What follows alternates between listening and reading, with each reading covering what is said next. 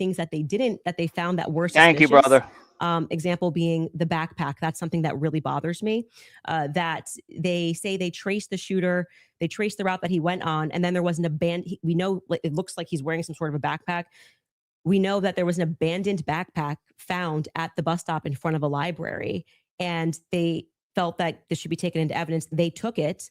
The FBI, this was the testimony of Amanda Baker, I believe her last name is, but you might want to fact check that because I think I'm blending last names. She was the forensics for the FBI. And then she says she gets a call on the 13th and they stop testing on this backpack because they find that the backpack actually belongs to somebody on Charlie's team. But if you know the map, the layout of the campus, you're going, well, what the hell are they doing all the way up? This is nowhere near anywhere. And by the way, that's not an acceptable answer for why you just gave it back. That's like, why would you give it back? You're acting like no one's ever been killed by somebody on their team before, right? So I found that to be very strange that it was on the exact route that the alleged gunman ran, and that their excuse was, we just gave it back because we heard that this belonged to somebody on Charlie's team. So that to me is, this is why the investigation itself feels underwhelming. When you learn, and this is completely crazy to me, that some of the artifacts that Charlie was wearing were immediately returned to artifacts. That's absurd. That is absurd. Everything should be in evidence. When you learn that the car that they carried Charlie in to go to the hospital, they had immediately towed, cleaned, and back up for resale, that's absurd. That should be sitting in evidence. And any police officer that you speak to will say, or a person that's been involved in a crime will say, I didn't get my stuff back for years. That had nothing to do with anything. It was just around. And they kept it into evidence until the trial was over, and it has to be approved. I think somebody said by the attorney general has to sign off on giving you those objects back. And we were told this is all fine. And we see, this is just one example, Erica holding the crucifix. That should be in evidence. Irrespective of if you feel bad for her and think she should have it and it's sweet, that should be in evidence. Immediately paving over the crime scene. Is this like the craziest thing ever? This defies common sense. You immediately, and when you heard the guy who did it actually go up on a podcast and explain, I got the call. They said it was a paver emergency. I've never in my entire career heard of a paver emergency. They had already had someone come up and dig up the dirt. So by the time he got there on Sunday, the dirt had already been dug up for him to lay down pavers. That is what people are looking at and going, this is weird. There needs to be answers for why this was done. And he tells us the call came from the feds and the governor's office. UVU's washed their hands of it. And what he's saying sounds true, because we heard during the testimony, one person described the regions of who was in control of everything. Mm-hmm. The feds were in control of the courtyard. So in order for anybody to have paved anything, that was federal territory, so to speak. I'm maybe not using that in the best cop term, but the feds were in control of the courtyard. So these are things that I think should be answered for. Why are we doing things differently than you would in any other criminal scenario of keeping the evidence until we know more, until we're confident, the various decoys. I did it. It just doesn't look right. Okay, so go back to the question. So what would you need to see for you to say something? If they had, I was expecting, here we have him, concrete he took the shot, here evidence. it is. And then I'd be like, great, a clear image of him on the staircase where I'm like, that's definitively Tyler Robinson and he was on campus. We got nothing. We got literally nothing but hearsay of people saying. But you basically get no case. What? You basically no case on planet Earth. You get the, sure. Oh, we got a picture. Okay, Here's him with the murder weapon. Right. Here's him taking the shot. Most of this doesn't take place on a college campus that has surveillance everywhere. Yeah. One clear image of his. But I don't understand when 4,000 iPhones. You're asked the question, what would it take to convince? It'd be the same question be asked to me. Andrew, what would it take to convince you that the oppositional is true, right? That he's a patsy or something like that. Just good, clear, concise evidence that's been presented, right? And is being presented that I could go through and link all together to see if there's actually some clear picture of there being a patsy. That's what it would take for me. Okay. Just a good. Well, he clearly has been watching our anything we put out over the last 10 months. My mind. So just to qualify this, so there is a possibility in the next few months that you may come out and say, guys, it's done. Tyler killed him. Yeah. So you're saying yes to that. Yeah. I think it's very important for the audience here. That from without question. For you, is there anything that you could how see justice works? Yeah, this guy was a patsy. Of course, I'm going to always follow evidence. Perfect. So my whole thing is just this. It's really important to me. I don't mind people being truth seekers and justice searchers, and the internet has helped solve tons of crimes. Yeah, There's it no seems like that's a lie, right? However, there's also people who, they not only don't solve crimes, but they just come up with conjecture, and what's called flooding the zone. You flood the zone with tons and tons of conspiracy-based ideas, and they go nowhere, right? And in fact, they actually take away from legitimate investigation. Now, I'm not even saying anybody here is purposely flooding the zone. That's not even the claim. All I'm saying is that the claims made. He's true to a point on that, but at the same time, you have to investigate every aspect of it in order to rule out. Claims have to be defended. That this is Judge Posobiec and Benny Johnson and all of them didn't flood the zone with disinformation the day of the preliminary. No, literally. Would you guys like to take an ad break? This is double speak. And then we'll talk Erica Kirk and TPUSA. Totally. And Erica Kirk conspiracies that have been conjectured by Candace Owens in regards to this case in the Charlie Kirk assassination. Folks, we'll take a 3.5 minute break and we'll be back soon.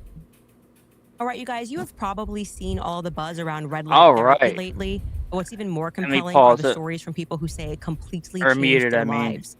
One example starts with a woman named Natalia. Come on. Okay. All right. Welcome to the show, Loren. Everybody, Loren joined us here. Loren Piretra. Make sure you're following her on all her socials. At Loren P, right? Except for X, correct? Except for Twitter, yeah. Yeah. The trolls got that one before me, or the catfishes, I should say. But yeah, I've been covering a lot of your coverage, Colin, for the past, I guess, 11 months now, soon to be 12.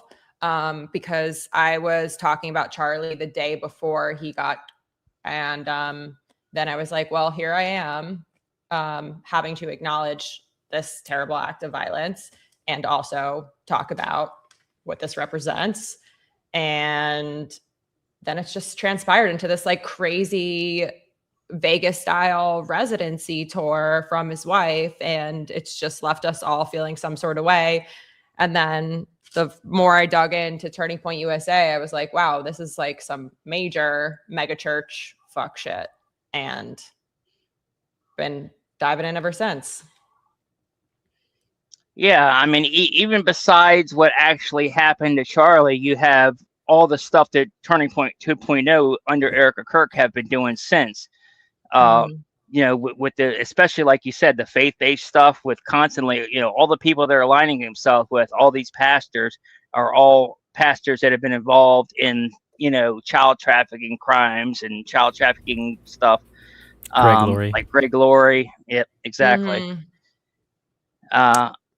And it's just, it's disgusting, and she clearly has not grieved even a single second since his death, going out there with the sparklers everywhere and the shiny pants and the hot leather pants and stuff. I can't.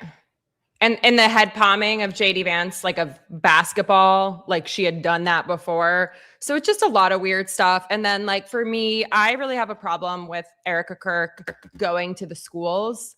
And like, it's one thing if you want to indoctrinate like your fellow adults, but going to the schools and telling young women and selling tickets to an event for 13-year-olds and 12-year-olds and having them come to you and you guys push Project 2025 BS, telling these women that like your purpose in life is to be a vessel for birthing and to submit to a man. It just like puts young women in bad positions, makes things dangerous for them. And nobody should be listening to Erica Kirk for life advice. She's on this like gospel pastor kick and it's just weird. Oh, totally. I agree with you. I've been one of the people probably going hardest against her for her inappropriate behavior with children. And like a lot of that stems from just like, you should not leave your kids and take your kids to these events, and you should definitely not attended without parental supervision. But what they're doing is they are indoctrinating. That's what they're doing. They're indoctrinating our kids. They're trying to feed them this Christian fed slop, support Israel stuff. The women's are just a vessel for birthing. That's all they're trying to do, and it's disgusting to me.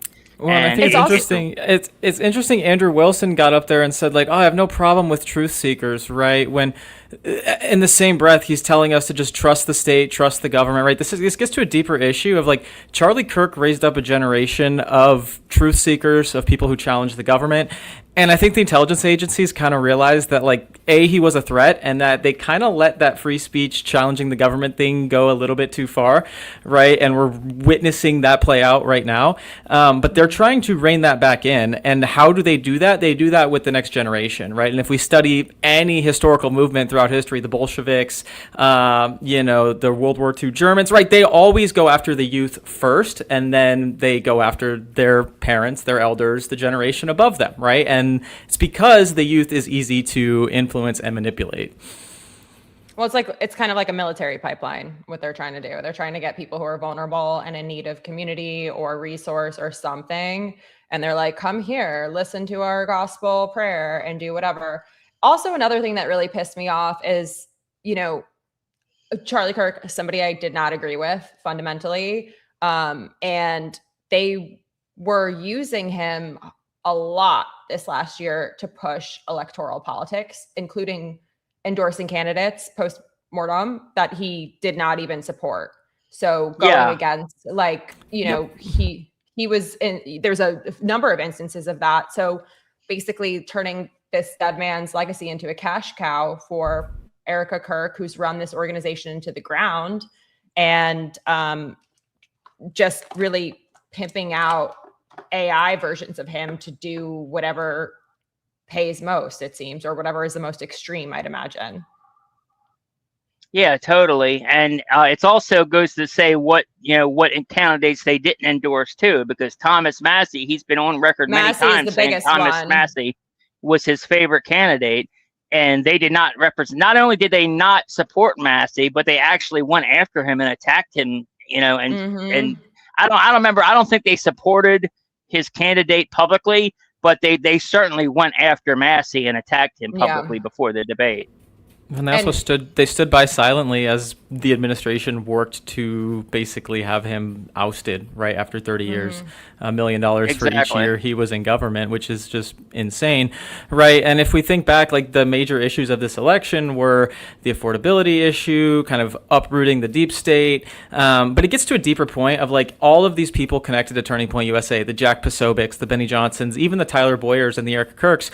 If the Trump administration was to fix everything in this cycle, then these people wouldn't have careers to go back to after, right? The political fight has to remain in order for them to still have jobs, right? And so I think that's another part of it that people don't consider is, like, how much money is inside of this world, right? I think politics has kind of become the new Hollywood, as we've seen Hollywood die over the last 20 years.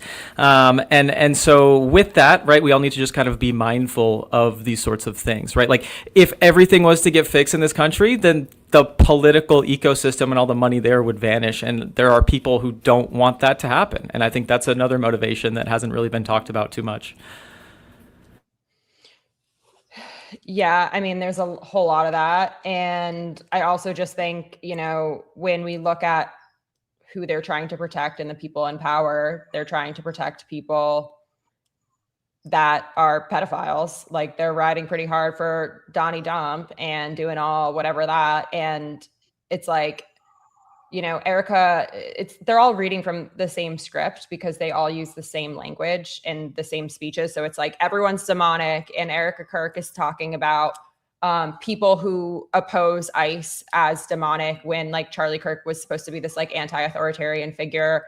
Meanwhile, ICE is, like, kidnapping, shooting people in broad daylight, and that's state violence. So, and she tries to turn it on this at a church, no less. And she does that repeatedly.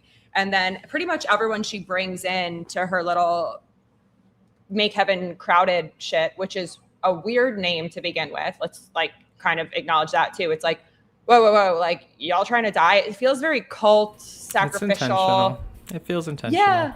Everything they're doing is intentional. I think assigning them ignorance or, like, stupidity is actually giving them too much, like, I don't know, like, too much devil's advocate. Like, these people aren't stupid. They're good at what they're doing. They know what they're doing. They're well aware of it. And although to us it feels idiotic at times, I think that with how stupid, and again, if you knew Charlie and the things that he stood for, like you're saying, right? Authoritarianism, like mass surveillance, like all of these sorts of things, these people are just blindly encouraging, going along with. Blake Neff wrote a puff piece on Lindsey Graham, right? And it's like, if you know the man that Charlie was, the things that he lived out every day, these things are in direct contrast to that life. And it's not enough to say, oh, these people are just stupid, they're not thinking hard enough. No, it's an intentional pacification and a restructuring and a destruction of, what Charlie was fighting for, because it became too much of a threat to the powers that be, at least in my opinion. I do think that somebody is strategic in puppeteering, but I do think a lot of the forward-facing characters are probably dumb or spineless at best, where they're willing to kind of bend and break. Spineless is more into it. Absolutely. Spineless is definitely more it, for sure. Where they're just like a bunch of sheep. They'll just kind of go wherever they're herded and wherever the money is flowing or wherever they can. The money. It gets back to the money thing. They're all in contracts too. And like, I feel like a sense of responsibility to really be loud and mouthy in this space, because it's a lot of women saying like, we don't need to vote. We don't need our own credit cards. We don't need a mortgage. It's like, you don't actually benefit from that. And there's no gain for you to be the master's favorite dog. Look what's happening in the administration. One by one, every woman booted. And all they did was like give their all to be the master's favorite dog. And I think that's kind of like the affirmation that seems to be the key theme across these Turning Point USA women. And also like Blake Neff and Andrew Colbert, like I didn't know who either of them were before I started covering this. And I'm like, who are these like constipated men that are just like being all weird? Because like, also I think about the first couple videos that they came out with after Charlie died. It was like, whoa, read the room, guys. Like, why are you acting so excited? And then they made all these loud promises about, we're going to be giving you footage. We're going to be doing this razzle dazzle and it's going to be the best ever. And then what do they do? They ended up just selling shit out to the highest bidder. Well, and it gets the deeper point too. Like, for them? Yeah, for a very long time. I know almost all of these people pretty personally in various different degrees of relation. But your stuff. Say that again? I've watched your videos. And thank you. I appreciate it. But like it again, Erica was sitting in the studio, the Charlie Kirk studio, a couple days after, right, with Blake Neff and Andrew Colbert, right? So she knows these people. She's the CEO of this ecosystem, as I like to call it. She stood by while Blake Neff has launched multiple racist attacks against Candace Owens, right? Public racist attacks that he's yet to take back or issue any apology for. Horrible ones. Right? Blatant, just disgusting. And with that, hundreds of conservatives have ignorance is bliss to their way around that one.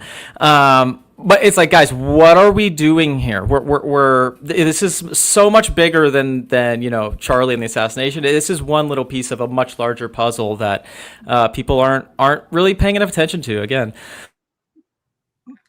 and one of the big things that really bothered me too is after Charlie's death, they were not at all concerned about the investigation, what happened to him, trying to get to the truth. They were more concerned about keeping the coalition together for the midterms. They were more concerned about the midterms. It's all about the midterms.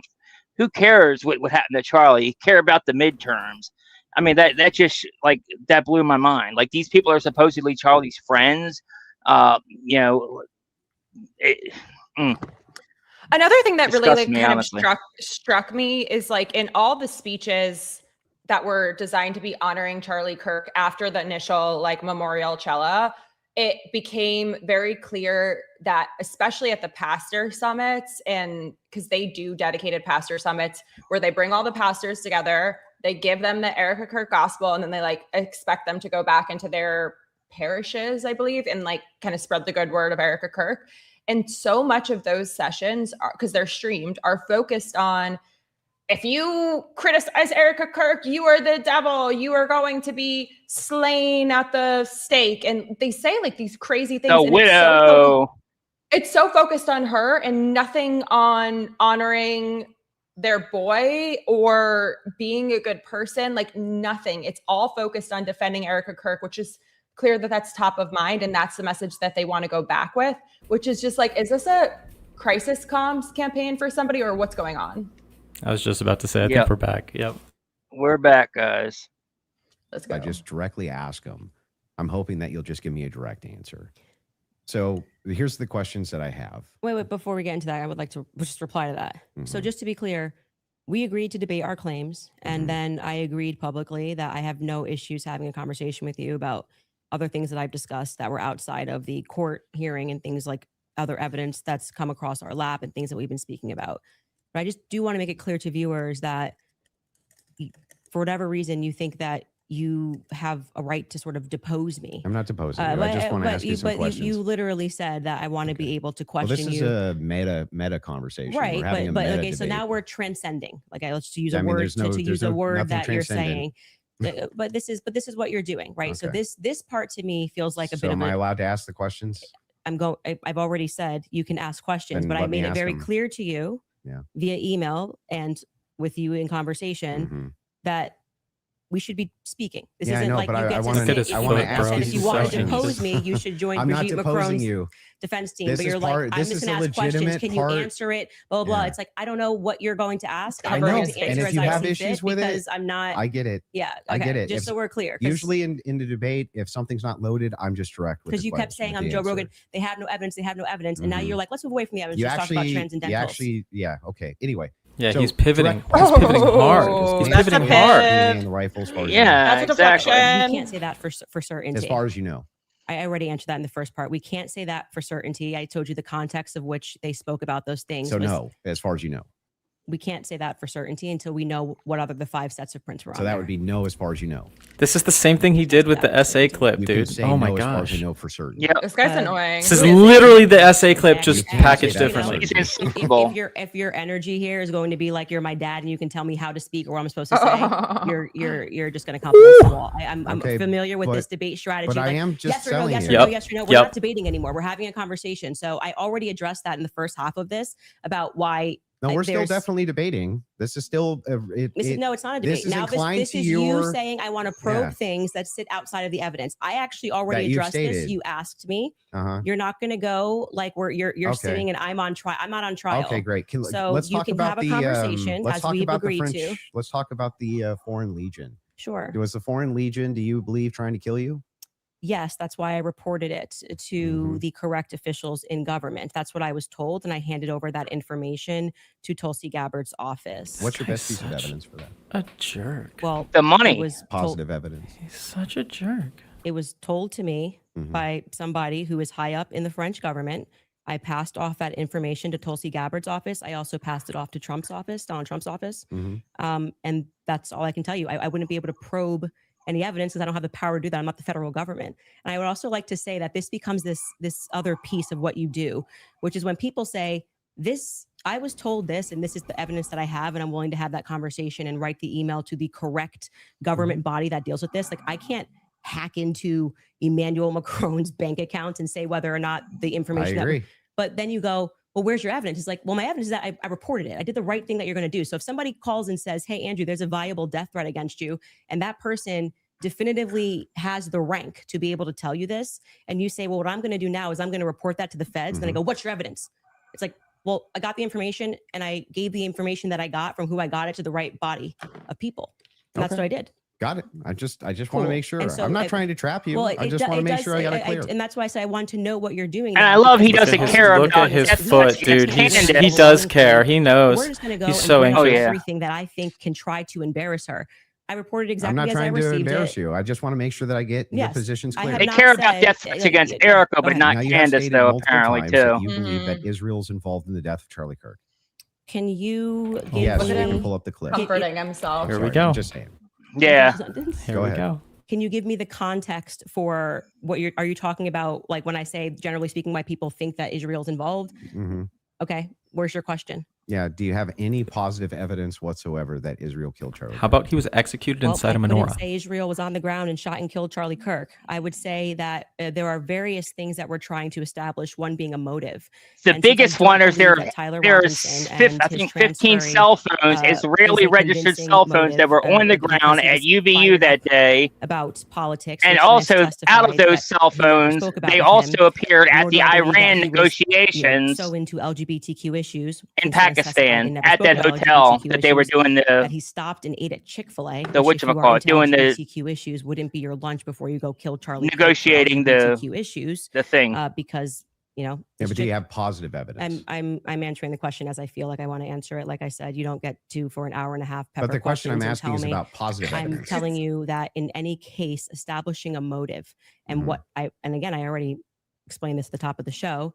But the reason why people find Israel to be an interesting question is because, truthfully, Charlie's perspectives were changing on Israel. Sure. And he was starting to realize how much pressure was being put on not just our government to constantly fight their wars, but also being put on his organization personally. If people had come out and been honest about that, rather than rabid claiming he never flinched and everybody's lying and this is not true, you would probably have people that just go, that's life. People change their opinions. I understand. And then there was the rabid. I mean, not even that. It's like everything was about trying to convince the public how much he liked it. So then, other than intuition, how you feel about things, do you have any evidence Israel was involved in killing Charlie Kirk? I have already said, and if you're watching my show and the context of what I said, this is the general sense of why people think Israel's involved. Nobody has made the claim that Israelis. There were also, obviously Ian Joe Carroll Kent made the claim. Well, Joe Kent, who I think would have the right to assert it, noted that there were 12 Israeli cell phones on the ground that day. I think most people would like to probe that. Now, it could be maybe they were students, and they were Israeli students in Utah that day. But we'd like to probe that narrative because what we've seen after coming from the Israeli government, the Israeli prime minister, kind of denying that he did it, which wasn't really necessary. He was quite busy. The phone call that happened, which no one wants to discuss, in the Hamptons the week prior, or not the week prior, I think it was around August 5th or 6th that took place. And again, the almost desperate lies about Charlie shifting opinion on Israel lead us to believe that there could be an Israeli angle in this. But we cannot say for certainty that Israel called the shots and this is how it happened. But it is definitively, I think, a thread that a lot of us would like to see. There's no positive evidence. Whatever you want to say, however positive, negative, however you want to say it. Well, positive evidence I can just would have be a conversation. Material evidence and other evidences, which would what point we've said you to is on our show is what we said, which is this feels like a conspiracy building. There's no reason to lie about these things, and yet people are lying. BB ain't acting right. The Hamptons thing was weird. And the way they tried to shove the Israel narrative down our throat immediately. I mean, the day he died, posting a picture of him with an American and Israeli AI photo on the president's feed. Shlomo Pearl. Right. Do you have any evidence that Erica Kirk or TPUSA participated in the murder of Charlie Kirk? I've never said they participated in the murder of Charlie Kirk. So how could I say that I have evidence they participated in the murder of Charlie Kirk? Okay. So then you don't believe that they did? I never have said that statement. So I'm not going to get you to ask me personal questions about things that I've never said on record. Okay, fair. Your team is sending messages in the back saying they have a video they want to play. Okay, go ahead. I don't know what the video is.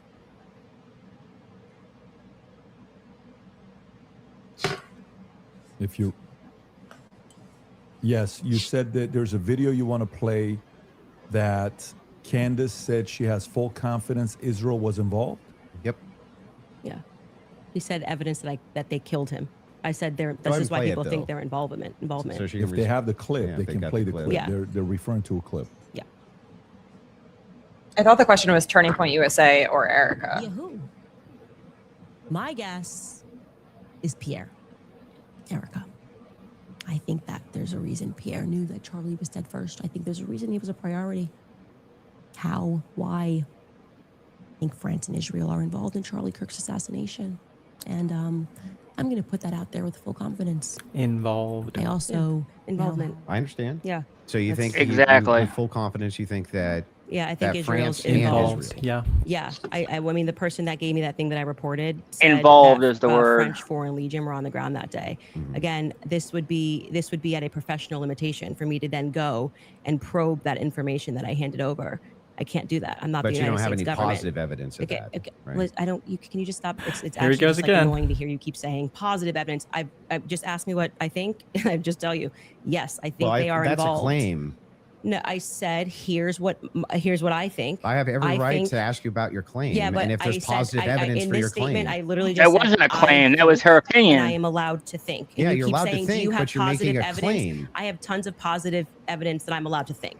She didn't agree, say you're allowed to factual think. claim. So- Nobody's disputing. It was whether not the a claim is factual allowed to claim. think. What I'm asking is but you have what's your issue then? What is your issue with the statement? evidence. I think Uh-huh. that Israel is involved. That's I not do. what. That's not just what you said. You said I did that say I it's with think. it's with full confidence. Full Yes. confidence. That You would I think that if you had full Can you have confidence confidence, to think when you think? if I said, for instance, I think I'm going to be late to work, right, with full confidence, I would say my evidence for that is that I'm 20 minutes away and I need to be there in 5. Andrew, That's how you would know whether or not you had full I'm just confidence. gonna tell you something. Hang on, let me finish. Sure. If it was the case that I said I have full confidence I'm going to be late to work, I would say my evidence that I'm going to be is that work is 20 minutes away, right? And I He have gets to be so there in full of 5. himself. So I have full confidence. That's why I would think that. So I'm asking, if you think that Israel and France were involved in the assassination of Charlie Kirk, and you say with full confidence, I'm just asking for the evidence, or at least walk me through the mindset of why it is that you could think that with I actually evidence. don't have to walk you through why I think.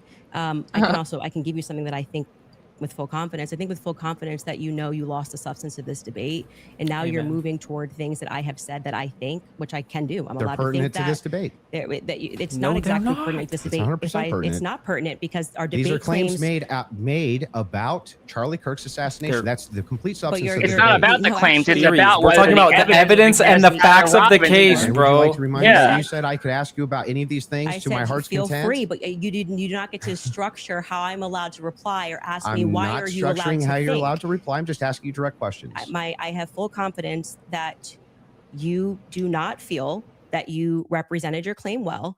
And so now what you came That's prepared nice. I to just do is wanna to know- present yourself like a professor of I fallacies just want to know. and to say, you're not allowed to say that. You can't. It's You my can podcast. say whatever you want. Well, I Nobody's said it. disputing that. I'm It asking. seems like you are disputing I'm it. asking I think that specifically when this why is you all think said that. and done, I've already explained to you. I explained at the beginning of this Mhm, why I think Israel is ultimately going France. to be proven to have involvement in this. mhm. I just explained to you in the middle, and now you're wanting me to structure the sentence or provide evidence. You don't have to. You're just allowed to think. And I've explained to you my thought process. I don't need to structure it in a sentence. If you feel like a professor today, you picked the wrong day. Don't you think that like tens of thousands or hundreds Oof. of thousands of people would want to know what Candace Owens' positive evidence for why it is No, I that don't- Israel and It's France not- were involved in the most traumatic public assassination of Gen Z's lifetime You're allowed is? to just feel and think That's why they things, watch bro. my podcast. This is So America. you're just going to Yeah, no drip to shit, them? dumbass. Like, here's why It's I not think dripping. that. Every time we come across Oh my any of gosh. these discussions, they're watching this in context and they know why I'm saying it. So, for example, when you're bringing up, well, Candace, where's your evidence for France doing this? I just told you someone who was high ranking in the French government, right? Who's nameless? Of course. Of course. Not to mention Of course. the But So there's good reason it's to not a doubt. conspiracy, though. If I the then took it to Egyptian the federal planes government, like, you also can't went just to go out there France. making a claim to the federal government, you get in trouble for making false statements and things of that nature. So, and then you go, well, I'm going to probe that. Well, how can you probe that? This happened I to can me. ask you, well, This that's is not my what I'm probing podcast. specifically. This is my podcast. I am sharing my life and my experiences and what has happened to me. Mhm. And you're basically coming in like you're gonna regulate how I'm allowed to French say it. Foreign I'm not regulating Legion anything. I'm also actually their very color clear. is It sounds a little maroon, bit and like they a wear the professor maroon trying hat. to regulate and say, Candace, You sound you very can't say, I defensive and think. like you just don't want to answer questions. I did answer your question 3 You times. I just literally- didn't say it Actually, in the way that Andrew, you wanted you me to just say sound it. very obfuscate and defensive, run big away from it, dog. but I would Let's like see- for you to let's just actually go through focus You've every on lost it. the clip that debate. you That's guys why have you're prepared, pivoting. because it's pretty. I think with full confidence, people will recognize the strategy that you're trying to employ. So let's get to the next clip you have prepared. Sure. They can pull up whatever clips they whatever want. it is yeah. that you guys have prepared. So let's But go. there, Notice but how I- he's I like, would "Oh, yeah, still- sure. No, like, I on don't this care, point, dude. I just You're want to make so sure that pressed." you have full confidence that France and Israel were involved in the assassination of Charlie She Kirk. said I it. think- She yeah, stood yeah, And you by have it. no evidence for it at all that you'll give us. Well, I already did tell you where it came from. Like I said, I can explain it to you. I can't understand Did it that for same you. So higher up tell you that he was going to kill? Oh, we got that it France killed twice. Charlie Kirk, or just that you were in danger? They said that the French Foreign Legion was involved and on the ground that day. I've already said that. You just don't like hearing it. No, Candace, just out of curiosity, Yes. when you pass down that message to a Tulsi or Trump, Tulsi's office, yes. Tulsi's office, are you giving them who told you that, or you're just saying, here's what I heard from somebody? I have this information. Sure. And of course, if they wanted to open a file on it, which I thought was quite mysterious, that Trump's office never got back to us. It was kind of weird about like maybe they're not the correct office too. I did receive a response from Tulsi Gabbard's office, but I don't think there was ever any investigation into what I said. So the call was, hey, I've been told the email. Yes. Email was, I've been told I have information. That the French Foreign Legion was on the ground during Charlie's assassination. And that, I mean, it was a lot of information, but you didn't give specifics who it was from. Not in the first email, because I figured they would like. Perfect. Yeah. So if they do contact you, 100, are you comfortable giving 100% who it is? I would absolutely give them as much information as possible. Can I ask a question? If whoever's the U.S. government, why are you not? Yes, it's very strange to me. You know, so if Thank that's you, the case, PBD. now they may respond back and say, we did. You know, that's their position. I did. That's why I did it in writing. And so I'm glad that's the case, because so if they and right away in Trump's office, Margot got right back to me. She said it was on his desk, so he has that. There's no. And if you do say that and they contact that individual, obviously you don't have to leak your sources here. Is there enough credibility where that person would be willing to talk to them and explain to them exactly what their sources are? Yes. Okay. I mean, that seems reasonable. And so why he's asking me to defend that is like, I'm not. Never did. I think those are two different things. That's more something I totally asked different to say, claims. why are they not reaching out to you? I've asked that many times on my podcast. What do you think about that, Andrew? What? The fact that she emailed, she gave it, and nobody reached out to want to contact the source. They probably didn't think it was actionable, is my guess. But even if they did think it was actionable, great. Every lead should be followed up on within the confines of what's rational and reasonable. Is it fair to say that this is maybe a different individual because this is a person that was involved? Well, it's funny how Turning Point doesn't want to follow up on any of these credible leads whatsoever. Neither does the Trump administration. This isn't just anybody. So if an average person sends it, yes. Yeah, but I mean, we don't know who the source is. We don't know any of this. Well, then if you were in that department, wouldn't you want to, even you assign it to one of your guys? There's no guarantee they didn't look into it. How do we know? We don't know. How could they if they didn't come get the information, more of the information? Because it was a long file. Yeah. This is a separate. This has got nothing to do with the debate. This is more on. Well, I sent the email, assuming that's I'm saying like you go and you make a report. You think they're going to come back to you and say, "Hey, what's more information? We're investigating this," and that didn't happen, and which is what I raised. No, I'm asking, did you send especially the source because this was at a time where they were saying that they wanted to explore every possible lead. I even texted Dan Bongino. But so actually, it was three offices. Let me ask one question. The executive office, Dan Bongino. And Tulsi Gabbard's office. Okay, so a follow up to that is the following: if they contact you to say, is that specifically to the French government or Israel's involvement in the killing of Charlie Kirk? That wasn't about Those Israel. Those are two separate things. That wasn't about Israel. Okay, it was they were saying the French Foreign. That person, as a part of it, was saying that it was the French Foreign Legion that was on the ground that day. So I'm surprised they haven't called you. Then I find that to be very strange too. I do as well. Because who would want to make a report? Like, I mean, I've never made a report with the federal government. Let me ask one question. Let me just ask one question. Mm-hmm. Let me just ask one question, and I'm going to bring it to you. Sure. The question is in regards to. I've not seen that clip, so I'm seeing it now. I'm full confidence. I believe that Israel French was involved. Is that also based on a source that somebody told you that Israel was involved in the assassination of Charlie Kirk, or is that a gut feeling? So in terms of Israel, there's actual evidence that they were involved. Said here, I do think that at the end of this, we are going to find that Israel was involved. I do.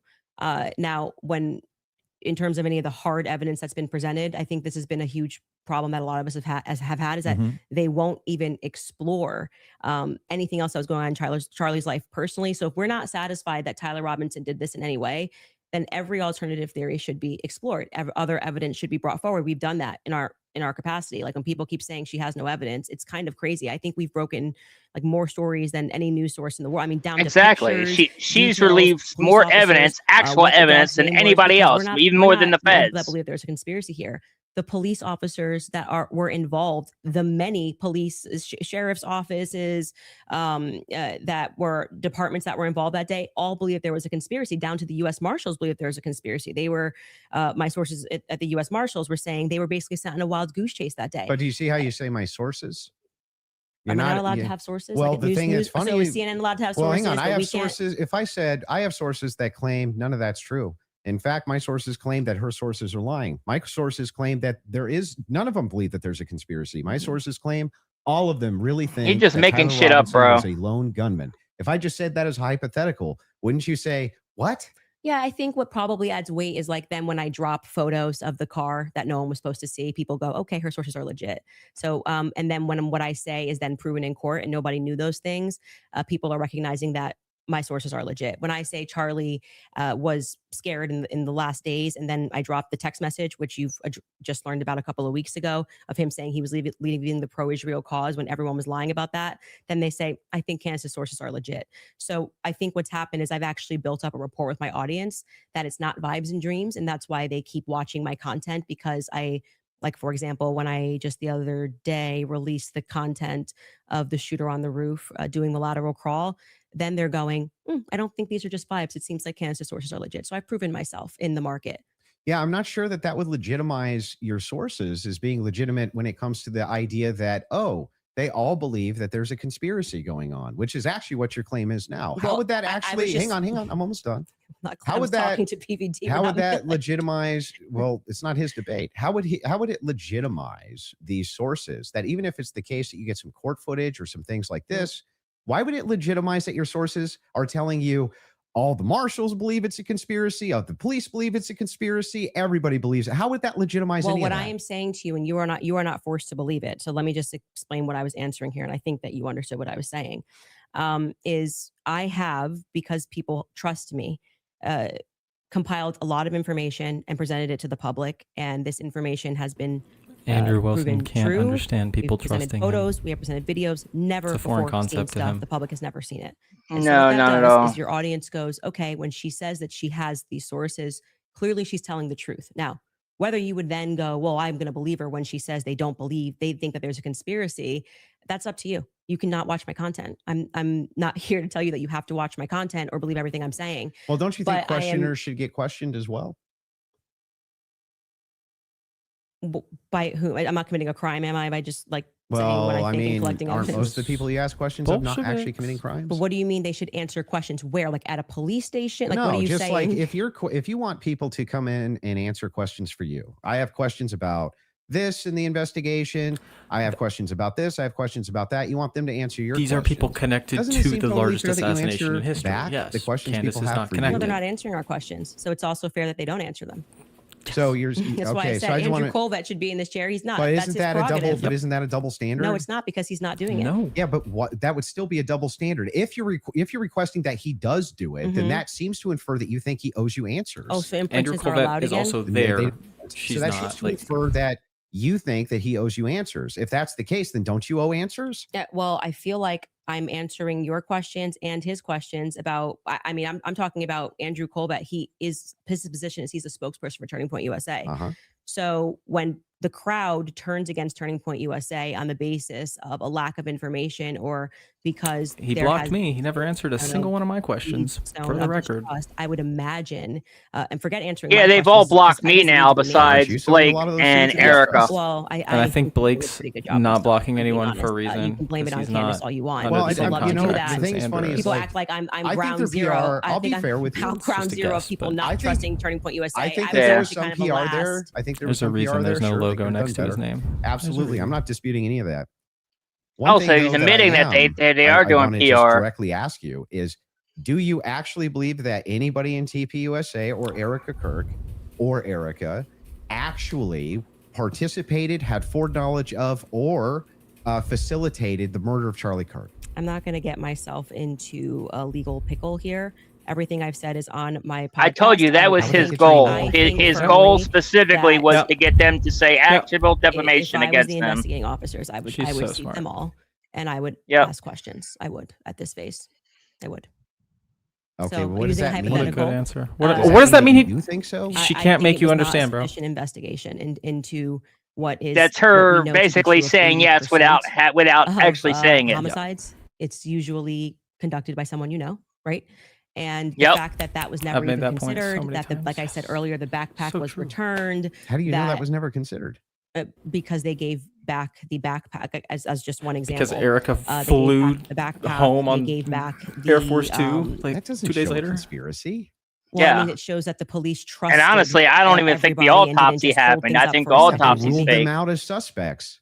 That In a could be, day? I'm not comfortable. In with a that day, they investigation. rolled out Are the you doing entire investigation with a staff $100 million that was present in a day. Well, this is What $100 million Exactly. incentive? what That I'm is saying the is most the organization illogical that thing had guaranteed ever. it was 100 million. Plus per year. Yeah, per year. If that's something you want to factor Yeah, in, but that's what was fine. the- Your what- team wants to play video, if you don't mind. Yeah, There's a video they want to play of Candace said it's impossible to not believe Erica's complicit. If you guys want to play that video.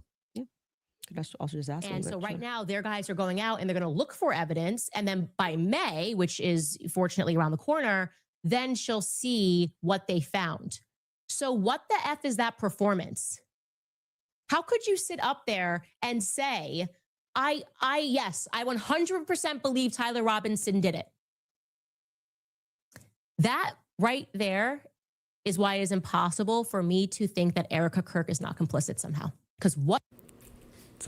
Those two thoughts actually don't even follow. How would it be the case that even if Erica Kirk did believe that Tyler Robinson was 100% responsible for the death of Charlie Kirk, let's say she believed it with every fiber of her being. Because he there's knows what been he's no doing. evidence. Again, this is She- all she came out intentional, and dude. said it. This is Yep. all It didn't follow intentional. that somehow she's complicit. She came out and said in it with his no death? evidence. Erica said that before there didn't was say any complicit evidence in on the death. table. She didn't need to see Yeah, any of those it. two words. She's like, Okay. nope, so what's I she fully complicit trust in? the FBI. So sowing this narrative that Tyler Robinson is guilty. So you're chopping up clips. Like I said, you didn't have the confidence Okay, coming well, into tell debate. me. So What now does you're that mean? chopping What it does up. complicit mean? We are showing a clip of her on Barry Weiss, which I can't remember the date that she did that interview. Mhm. And Erica, when she is asked, "Are you one? Do you feel with 100% certainty that Tyler Robinson did this?"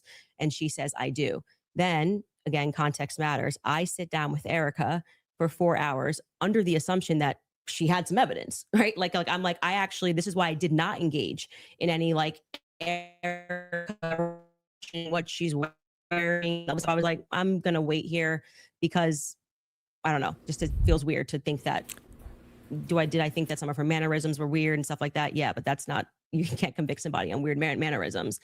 And then when I sat down with her and I was expecting for her to say, well, I'm obviously the victim on the case and we got to see the shot, taken or this or that, whatever it is. Great. That's why she has that much confidence 2 months ago. And when I sat down with her, it was nothing. It was nothing. Okay. So this is a conversation. How would that make her complicit? Complicit. And again, you said complicit in the death of Charlie Complicit Kirk. in what? Yeah. Well, if you let me finish my sentence, I could tell you that. But my point being is that then you take a look at this and you go, okay, well, this is weird.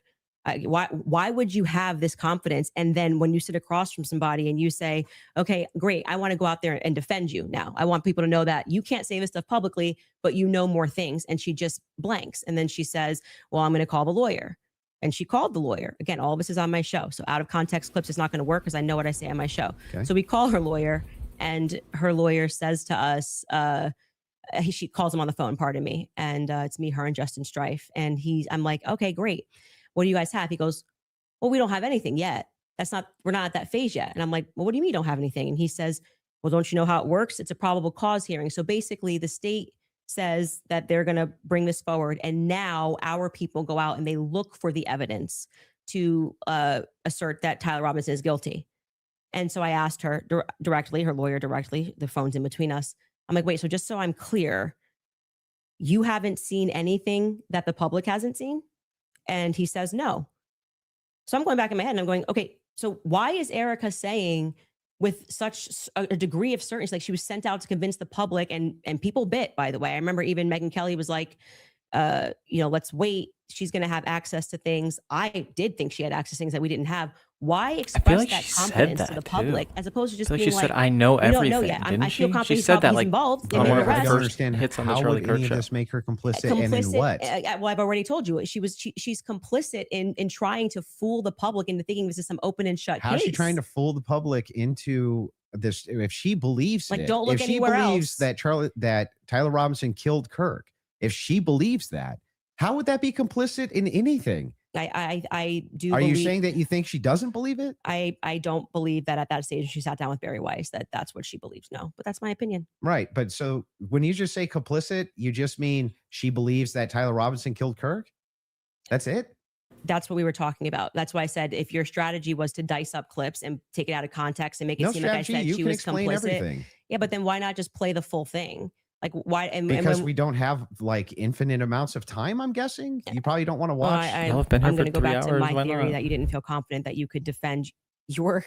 Dude, you do claim that 10-hour there's overwhelming debates, evidence, and now you're trying to move towards doctored retard. clips and So Well, you there's telling no me you doctor can't in play, anything. I'm just a making 3-minute sure that we clip? got this right. Yes, That what you're actually yes, saying I is do that believe that Erica is just Erica was complicit in believing when it. I re-examined her actions backward because I did not Look have how this fast perspective his with her foot is at the going. Oh beginning, my which is why it's gosh. so funny to Dude, me. so that I nervous. know, you it's guys make it seem like wild. I'm ground zero. People thought Erica was sus from day I forgive him, and I was not a part of that. I Yep. did not lean into that.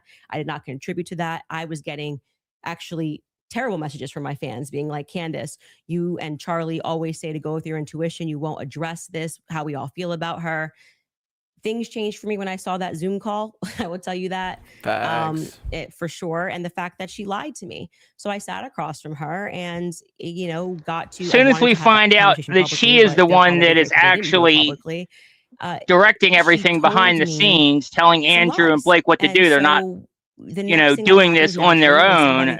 That's obviously when Candace was like, yeah, this bitch is involved. When they're trying to obscure something else. Have you addressed what that lie was? Yeah, I've talked about, we have a list of lies that we've been told by Charlie. We can find that, in I'm the sure. meeting with her.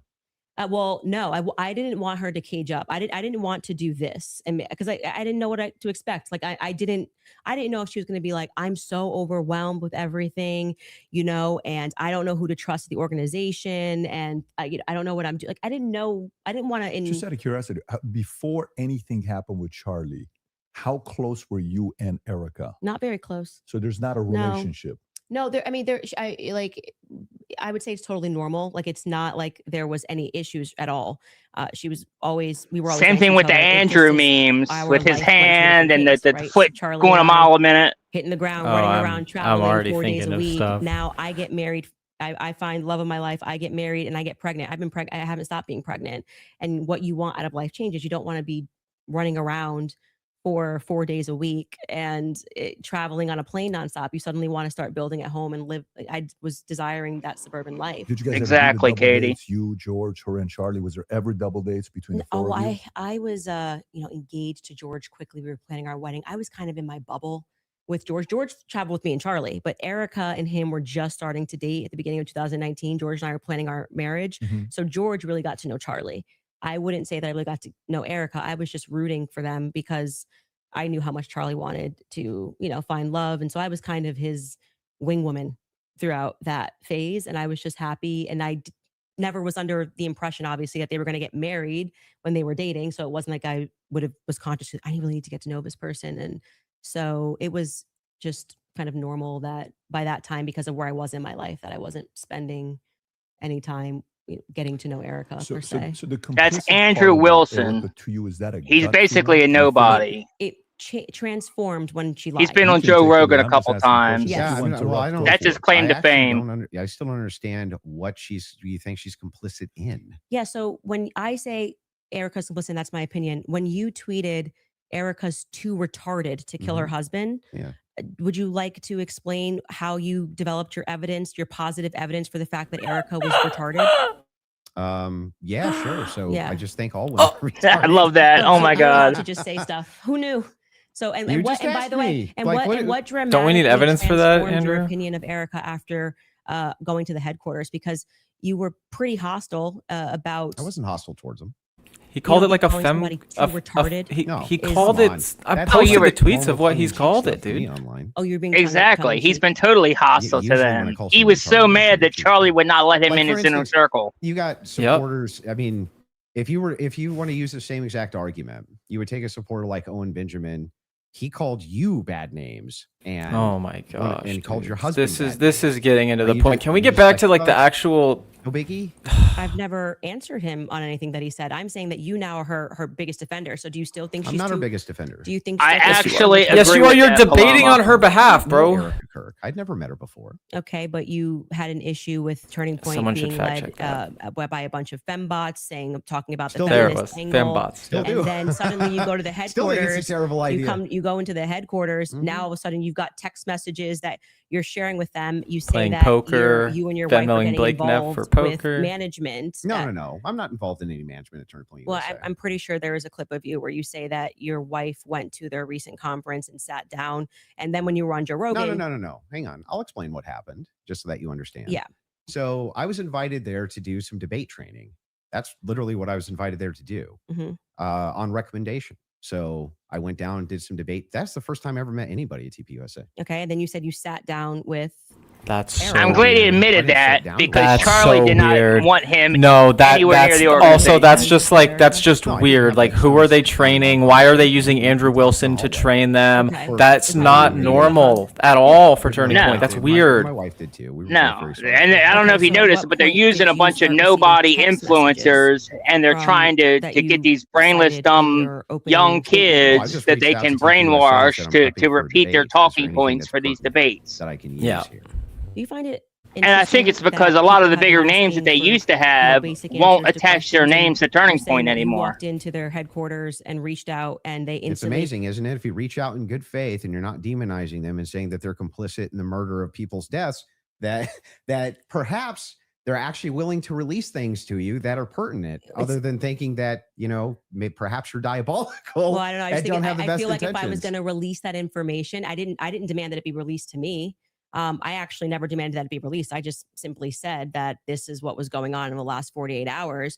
Maybe to the media, they could release it. They could release it to PBD. They decided to release it to a guy that called Erica too retarded in June. So what? Yeah, I just think it kind of shows that Turning Point is not sending Turning you Point as their anymore. horse. Well, I don't They know just where don't you, have. They don't have I the don't know where courage to you- have the conversation. like, I don't If they see were this. just releasing something in Let good me ask you faith a to answer question. Do you questions, have any I've never evidence of that demanded claim? that. It's not evidence. That No. you're And sharing honestly, the your only opinion, and she's too people are so retarded. I can suspicious share my about them opinion, is because but I think it's they more wouldn't right come to out really and just obvious to answer the the public questions we've been that asking rather this than whole presenting time. that, They throughout won't the course of put out the everybody wanting to know video what of what Charlie's going happened through that with his day. last They won't days. even tell us They where decided to give Charlie's it to you to body come to is, my for house as Christ's some sort sake, of a you know? surprise. Well, Do you think the when- public's not smart enough Yeah. to Do see you through think? that? Do you think that if It's you talking know about terrible PR. if you know that there's a huge debate that's coming up that's going to be probably one of the most viewed that year, and one of the debaters calls you and says, I'm taking this position, this is the position that I feel like there's the most evidence for, and Candace also agreed to answer many of my questions in regards to this.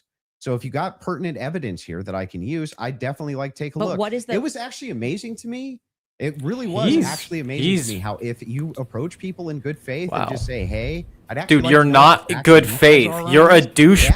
Yeah. You're an asshole. You're Exactly. a prick, dude. You're not a good faith actor. Believe that Stop, And like, second- dude. in good faith. I don't believe that And anything. you even have when done it comes to demonstrated that Turning you're good faith. Point, It demonstrates that you walk. we've approached them in Hang good on, I want to hear what faith she says. originally. Hang on. I want to hear what she's saying. You Still am. were critical of Erica, and now you're sitting here going, Well, Candace, first I of want to all, interrogate you for Have an you ever hour and a half been? about everything Hang on, you've hang ever on. Have said you ever about been Erica. critical of somebody that you hadn't met, and then you meet them and you're less critical of them? And the inverse has happened too. I was You're right, less critical about exactly. Erica, and now I'm more But I'm critical about asking her. you. But I'm asking you. Isn't it the case that there's people you've been critical of, and then Mhm. you've met them, and you're less critical after you meet them?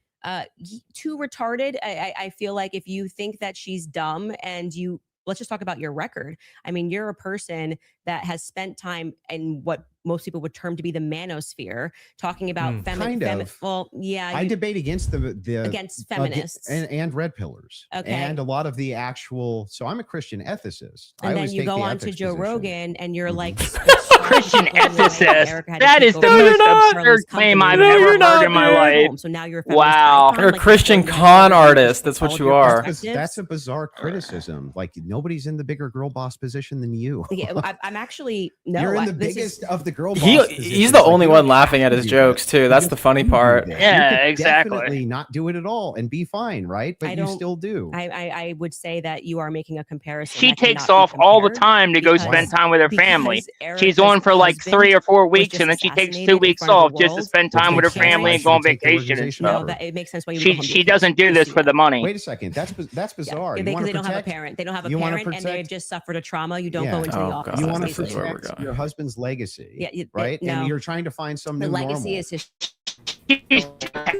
Burning legacy. She's trying to burn his legacy down, not protect it. It's totally rational and reasonable to believe. And the kids are the legacy. You're right. USA. That is part of Charlie Kirk's legacy. He worked his whole life I think for this it. is why people think she's sus. And his children. Now, for you though to say that anybody's a girl boss, right? That's like the pot calling the kettle black. That came out. Turning Point is partly his legacy. I do agree with that. You brought up girl boss, but Erica's been burning that down. Yeah, I'm telling you, she hasn't been trying to protect his legacy. I'm defending some feminist nonsense. I'm not. I'm pointing out that they're. By the way, she's not qualified to take over his company. There's always objective outliers to each situation. In fact, it's the exception that proves the rule. And the interesting thing here is like, I'm still just as critical of feminism inside of TPUSA as I've always been. Dude, you're not vocal about it. Of any pro-Zionist position as I've ever been. Okay. Exactly. By the way, oh yeah, right. I would think it's the most rational, reasonable thing on planet Earth to do if you wanted to actually see an organization change, to try to work with leadership or reach out to leadership to try to do so. Doesn't that? We all have done that. Dude, I've tweeted at every one of them and all they do is block me or ignore me. So this is gaslighting. Exactly. And on the more emotional aspects, I agree with what seems to be a majority opinion, because I'm not gonna say it's scientific, that any woman that would leave her kids and go right into the office after their husband was publicly assassinated does not have their priorities straight. Okay, well, I understand that you can have those criticisms, but I'm not understanding still how that would make her complicit. I don't have to keep answering the same question. Okay, so let's feel like you got an answer to how it's complicit. Your team is asking to play a clip, so if we want to play this clip to just finish this segment on the Erica Kirk topic, we can spend some time. You guys are ready? We're ready.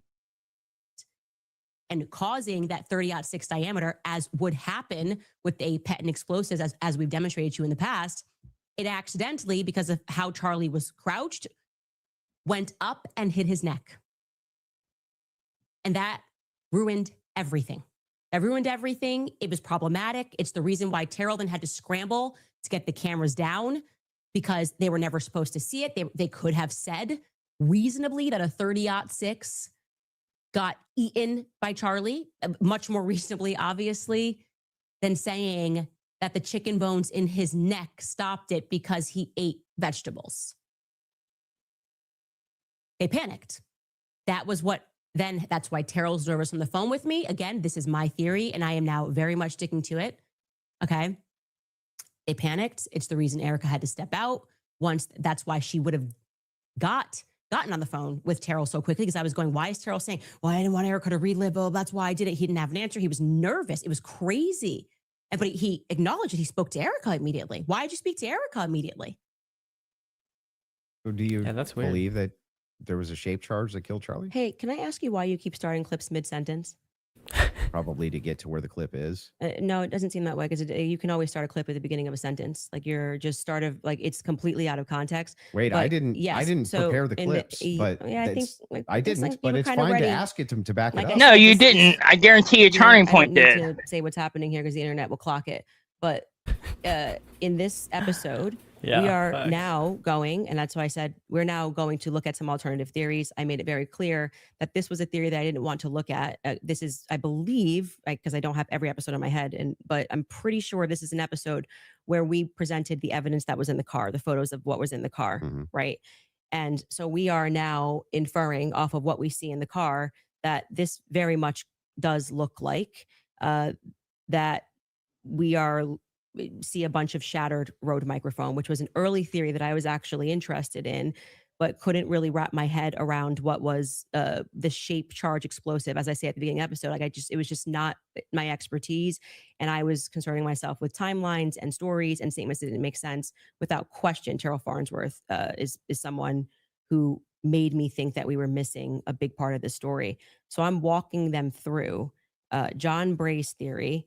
If we started to insert what we are actually observing with the evidence that we're taking a look at and what took place that day. So we're completely in the hypothetical right here. And you're now introducing this. If that's the case, if you're just hypothetically exploring it, that's why I'm just asking directly. Yes, but that's obvious when you watch this episode. So that's why it feels like I'm in the middle of an interview with CNN when they like pull up random clips and they're like, "What's this? What's this?" You watch the episode, you know what it is. I'm just trying to make sure. Do you think that your alternative theory?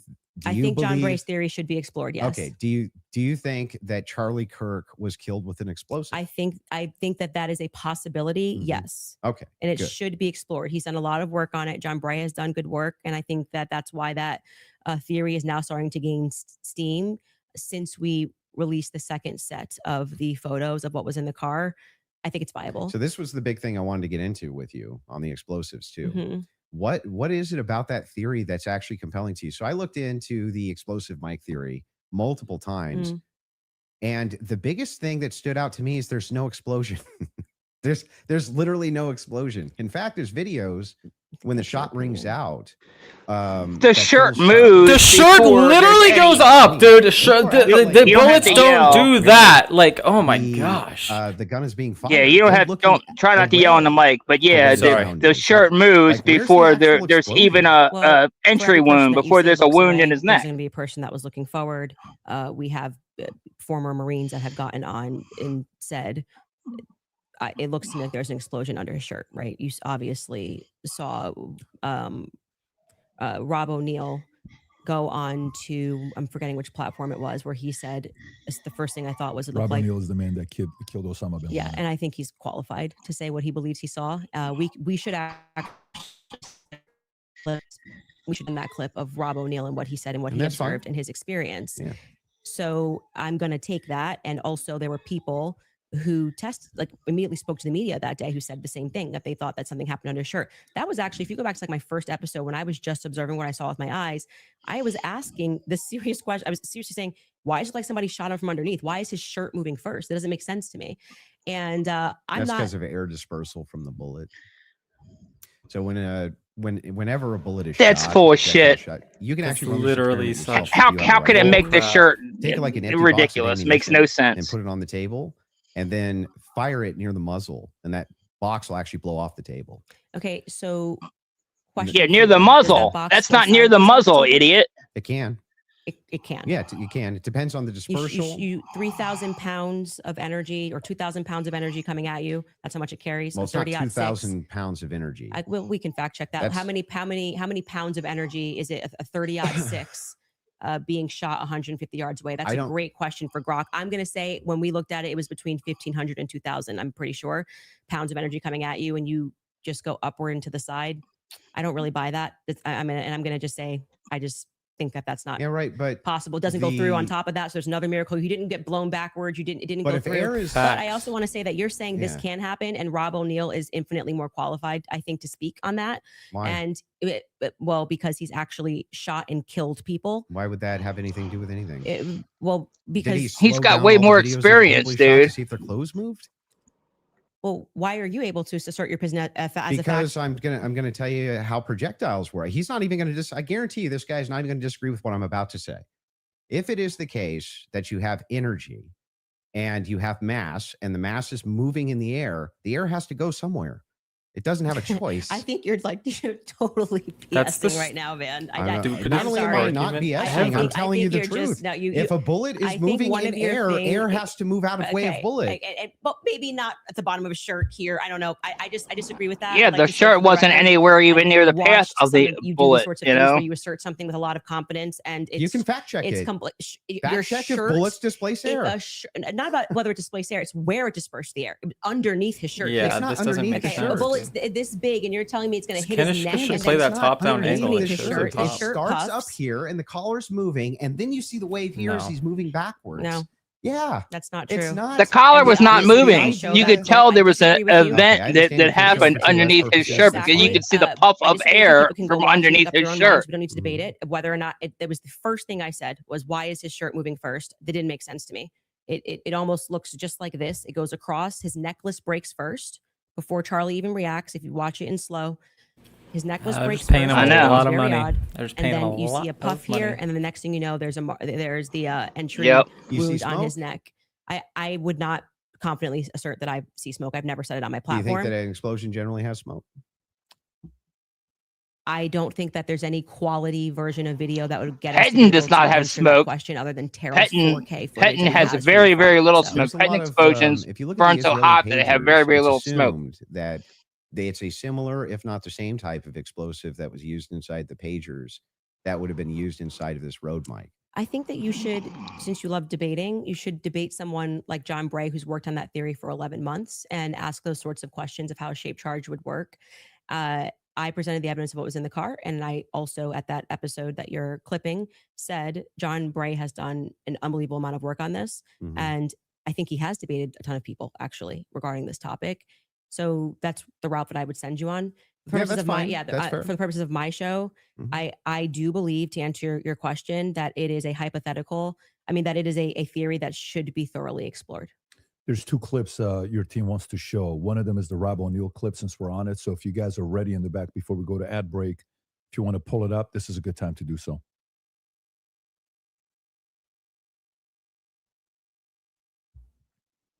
And good to see you, General Holt. You too. A lot of things bothers me about this. Nothing in particular. It's not like I'm out there saying big lie or a conspiracy or someone did it. I'm just saying I've been in a lot of shootings. I've killed more than a handful of people, and this thing looked shady off the bat. I mean, I've killed people closer than I saw the camera, and I've never seen a shirt move like that. That looks like an explosion to me. Just the fact that no one started doing first aid to Charlie Kirk, they were more concerned about getting SIM cards out of cameras, removing cameras, and then getting him off the X somehow. There didn't seem a lot of concern for his life. It seemed like just clean it up, and then I mean, I've been told they paved it over a couple days later, and then you get Erica Kirk behind all the razzle dazzle, and she's really quick to forgive the alleged shooter, which technically says that was him because I forgive him, but that you can't forgive Candace Owens for having an opinion or asking questions. And they mock people by saying, oh, I'm just asking questions. Yeah, I'm a SEAL Team 6 sniper. I'm asking a lot of questions. No one wants to answer them. And you're able to ask. He's actually said very little about the explosive there. So I'm he just saying he observed, he said he's shot people up close, Yeah. and he's never seen a shirt No move like dispute. that, and it looked to him like an explosive. That's no, what he no just dispute, said. But when I play that video at full speed, I can't see a shirt moving. I can only see a shirt moving when we slow the it whole way point. down. That's why So it if I'm in worked. real That's time, why, I'm like, just what? assuming this, right? I mean, if I was in That's a real lie. time You and can I was see the in, shirt like, a move. close Yeah, That's and the you first can't thing I contact noticed when I somebody's saw him shot.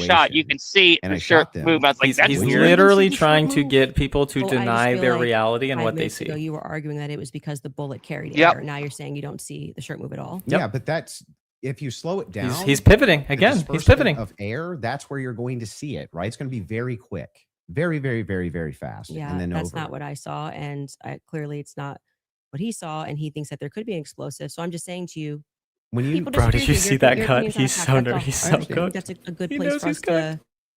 if we have another a break, and then we can keep answering your questions. yeah, I mean, I think Is he Yeah. gonna tap? sounds good.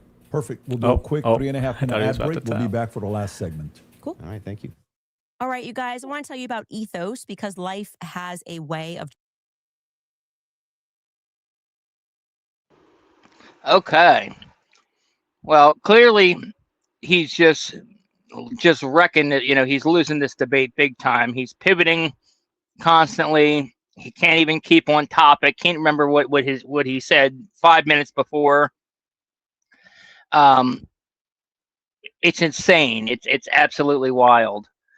And I just want to address one. Well, actually, let me go ahead. We got some super chats real quick, so let me go through them real quick here.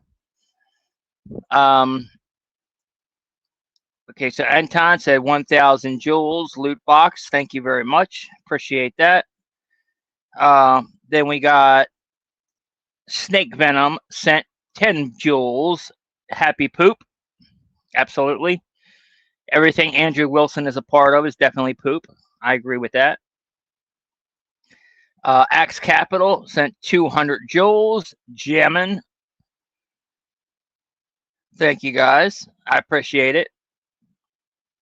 And one of the things that I really want to address is at the beginning of the part of this interview, they specifically were like, well, what evidence do you have Israel is involved? What evidence do you have Israel's involved? Okay, well, first off, one of the very things that made Israel suspicious was that Bibi Netanyahu was one of the first people that came out, even before Trump, and said that Charlie was dead, confirming Charlie was dead. Outside of like Victor Marx, who was part of Turning Point's orbit, he was the first one that was not in Turning Point orbit that said Charlie was dead. So that's suspicious by itself. Then you have the fact that then he came out like a day or two later and was like, we did not kill Charlie Kirk, before anybody was even really suggesting that. That was really suspicious. And then you had the post that Trump tweeted about Charlie Kirk, where he had the Israeli flag in the background, and then in Hebrew written in the back of it, it was like it was an insult. I forget exactly what it said, but it was an insult. If you guys remember it, maybe you can remind me. It had Shlomo Pearl. It wasn't in Hebrew. It was written in English underneath. It was a Getty Images photo. You can go to Getty Images and see it, which means like useful idiot essentially. And it was exactly Trump and Charlie hugging, and Trump put that on his Truth Social. Exactly. So, useful idiot. So that's another thing that clearly that was intentional. Once again, that gave us a lot of suspicion right there. Then you have all of the Google Trends results that we were coming out very early on in the investigation, where every single aspect of that case, every person involved, from the prosecutor to the doctors at the hospital, to the surgeon that worked on Charlie, to the police officers that were there that day, to the president of UVU, to Tyler Robinson, to Lance Twiggs, to Phil Lime. All these people were all Google searched, according to Google Trends, from Israel prior to Charlie's death. And they were all around the same window, around, I think, it was either June or July window, for the most part, which is like when they were planning it. They started the planning phase, we believe. So that's suspicious. And then it come to find out that there were 12 Israeli cell phones that were on the ground at UVU that day. And I actually have a video about that. And when I say 12 Israeli cell phones, I don't mean like they're using an Israeli VPN or something like, no. These cell phones were actually registered. Someone walked into a store, a phone store in Israel, and that's where these phones were turned on and registered while they were in Israel. But yeah, so I want to go ahead and show that real quick. It's only a 3-minute clip, so let me go ahead and share that.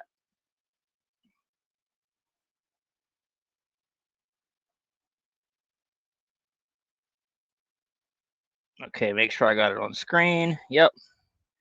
Okay, here we go. Here's some explosive news for you that I can now, beyond a shadow of a doubt, confirm. Putting my name on this. Not only can I confirm this, but I can publicly challenge the very Zionist occupied Trump administration, who is aware of this, to deny it, to come out and say, no, that's not true. Okay. And if Kash Patel is done crying about the mean tweets on the internet regarding his sensational singing girlfriend, he can also certainly make the time of day to deny what I am saying if it is untrue, right? Because this is pretty relevant. Now, I should say that some people had actually reported this earlier, like Mel. I've been telling you to follow her, Village Crazy Lady, over on X. She was actually very early with this reporting, and I had heard rumors and rumblings, but I wanted to make sure that I had verifiable proof, enough proof that I would go out on a limb, as I'm doing right now, and asserting that it is authentic and it is real. Ladies and gentlemen, there were, for whatever reason, 12 Israeli cell phones on the ground at Utah Valley University the day that Charlie Kirk was assassinated. This has completely spooked the people that are very high up in government. Now, to be clear, I don't mean that there were 12 VPNs that were switched and routed through Israel on that day. I mean that there were 12 personal cell phone accounts that were opened in Israel Okay. Like you go into Verizon in Tennessee or in Connecticut and you open your phone. I am saying that they opened their phones in Israel, those accounts in Israel, and they were on the ground on September 10th at Utah Valley University when Charlie was shot. Now, the NSA knows this. Kash Patel knows this. People in the current administration know this, and they are desperate for some reason to stop that information from being released to the public. Why? Because they're the most transparent administration ever? Is that why? Is this like Jeffrey Epstein transparency that we're getting? Because that's what it feels like. It always seems that on the topic of this one nation that's only the size of New Jersey and has done nothing wrong ever and was truly the greatest friend to Charlie right up until the very end, never put any pressure on him, suddenly everybody abandoned their There's values. a fire clip, Colin. Friends. Yep. And then not only that, but then we come to find out, you remember when they were doing the Iran, the negotiations for a ceasefire or for a peace deal or whatever between Iran, Israel, and the United States, and Pakistan was the host country that was kind of moderating that, and they all met in a certain hotel in Pakistan. Well, sure enough, those 12 Israeli cell phones linked to Charlie Kirk surfaced at the Islamabad Serena Hotel, which is where peace talks were happening. That's insane. And exactly. And this, by the way, the guy that released this, Tony Saruga, he is a high intel source. He's a consultant for NSA or whatever. Like he's a what do you call it, a contractor, and a contractor for them.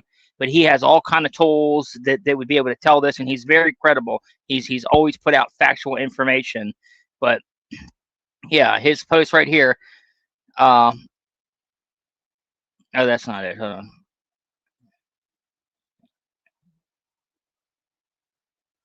Let me see if I can find his original post real quick. Oh, there it is. Yeah. Raw GPS data shows that 44 registered cell phones were in the immediate area of Charlie Kirk on that sad day. 16 Israeli, 13 Chinese, 12 Russian, and 3 Iranian.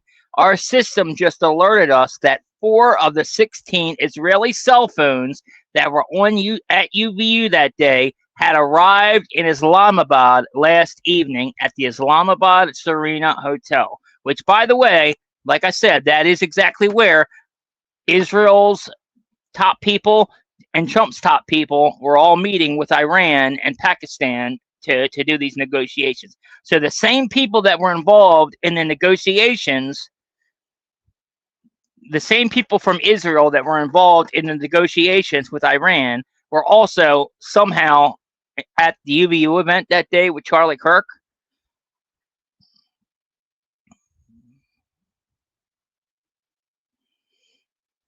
So yeah. So that's why, I mean, there's other stuff that's come out since then, but like that's the big stuff that I can remember just off the top of my head. That is why so many people think Israel did it, And then we find another thing is we find out that Ben Shapiro, one of his security team members, Ben Shapiro was getting updates from one of his security team members who was getting updates from somebody in the car with Charlie on his security team as they were going to the hospital.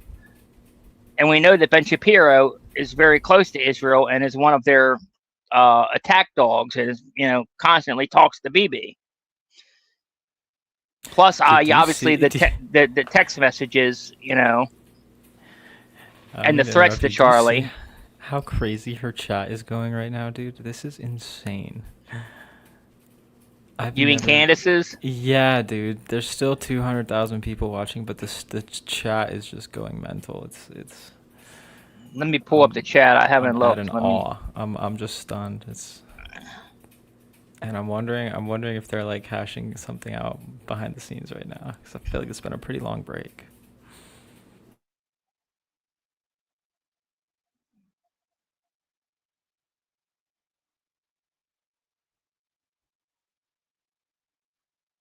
Oh, wow. Yeah, that's super flying. I've never seen it move that fast. Yeah, That's dude, it was like crazy glitching fast. for me at one point. It was like, yeah. Shit, they make crowdfund the 300K just from super chats. I'm telling you, right? My goodness. Wow. Yeah, that's wild to me. Clearly, there's a lot of people that care about this case and are involved, though, you know? Dude, this was the JFK of our generation, of course. And like, if you don't care, I feel like there's something wrong with you. But unfortunately, that's what I find I'm running into more often than not. It's just people kind of just shrugging it off, which is frustrating. Honestly, people are to the point where it's like, well, what can we do? Like, a lot of people have told me, like, we care, but what can we do? What can we do? You know, both sides are corrupt. Oh, we're back. Let me turn the volume on here. I'm guessing. I feel like we got where we were trying to go, or at least for the most part. So the two other clips, I do want to play the Twigs clip. That one is important to me, the Twigs DNA clip. Yeah. And they're going to pull it up just to have you respond. Well, Thanks you don't again, have to play Axe, it for the because, super like, chat. if you're Appreciate saying it, that brother. when I initially watched it, I thought that Lance Twiggs' DNA, like he was directly responding to that because the testimony was a bit confusing. They started by saying that they were going to like explaining how they got the samples, and they said Lance, Matt, and Lance, Matt, and Amber Robinson, how they got their DNA samples. And then they started speaking about the gun and said, you know, multiple prints were found on them. And then they moved and they said Lance Twiggs's DNA was found on the screwdriver. When I went back and rewatched it, I realized, well, they haven't officially said that 100%. Lance or Amber Absolutely. are on the gun. So I think I've already conceded that we don't know that. So I think, like, but if you want to play the clip, this is directly you saying it is on the gun. Twigs' yeah, DNA I'm saying is that on I the feel gun. like I've already said to you, like I've made that concession.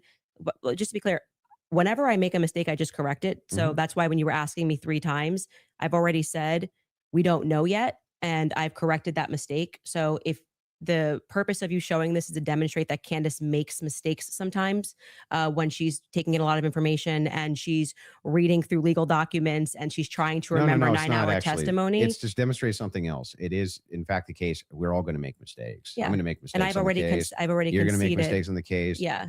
But in this case, you were very adamant that his DNA was on the gun itself. Yeah, so I'm just saying that it's not ruled out. We She know made a 5+ mistake, prints. I've said obviously. this so many times. I had to rewatch the testimony again. It's like 9 hours a day. It got very scientific when they were speaking about this, and I think I wrongly extrapolated that they meant all 3 of them were on the prints when the only person they officially named was Matt Robinson. So we don't know yet if Lance Twiggs has his DNA on the prints, DNA on the gun officially just yet. Okay. I've already conceded that. I kind of think she's wrong on that. I don't know. Sure. Like I watched it. I streamed the whole preliminary hearing. All right, Erica. You could just sit down with me, Erica, but we could do it this I'm gonna way. have to watch that back myself. Claim that you made. Yeah, sure. It up. Straight to jail for questioning, at least, Erica. I don't care who's mad. I love that really Candace do is not smiling. care who wants to be upset after? I love this clip by her, by the way. You'll be wasting your breath. You can spend $1 billion on influencers because she knows what he's doing. She started it he started in the middle of the sentence again. To be an idiot, actually, and I cannot do that for you. Someone once commented beneath this show that if the situations were reversed and there were this many verifiable lies, so straight to jail. Yeah, so that's the show intro, and straight to jail is a monopoly term. Okay. So do not pass go. Yeah. Do not collect $200. Yes, it's obviously tongue in cheek. And then we explain that actually I think that she should be brought in for questioning because of inconsistencies. So this is the exact episode when I started to think that she should be sat down and questioned. And I still believe that. I still hold the perspective that Erica should be sat down and she should be properly questioned. Do you know that she hasn't been? No, actually, that would be a great thing for the spokesperson of Turning Point USA to say that she's already. Why I mean, my guess would be she hasn't because they returned everything to her. Yeah. But why do they owe got you an that, escort though? on Air Force? They don't owe me anything. That's my show you're watching. Just the clips that you're pulling are from my show. So if I want to say something on but my then show, again, they're the ones complaining that everybody's attacking them, thinking they're guilty. So if you want to dispel people's suspicions, then you would be open and honest and be forthcoming with information. I have no idea.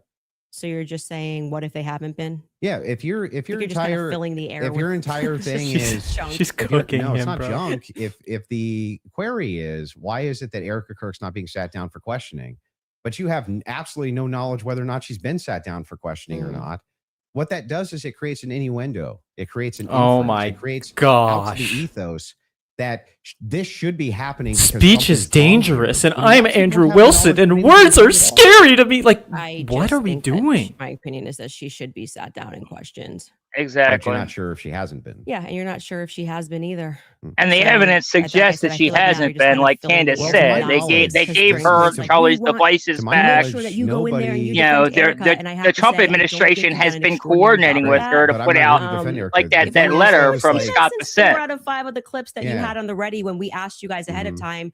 I mean, I want to just assert how professionally we have dealt with this debate. As you can see, we have not planned any gotcha clips for Andrew. I expressed to him that what we were going to do was just to use people for fact checks, and because I might not remember something, or I do remember something and you're saying no, and that is what I think will register to people as very fair. We did not take out of context clips of Andrew to try to explicitly said please that don't I cut was me going to off. bring claims. We did not. Right? No, when you said you were going to bring claims that you would want me to say, I intend on sitting you down with out of contexted clips to which we said to you before in an email. Any clips that you want to share with us, send it over. Let's assert a debate claim so that we can both be ready to respond to it.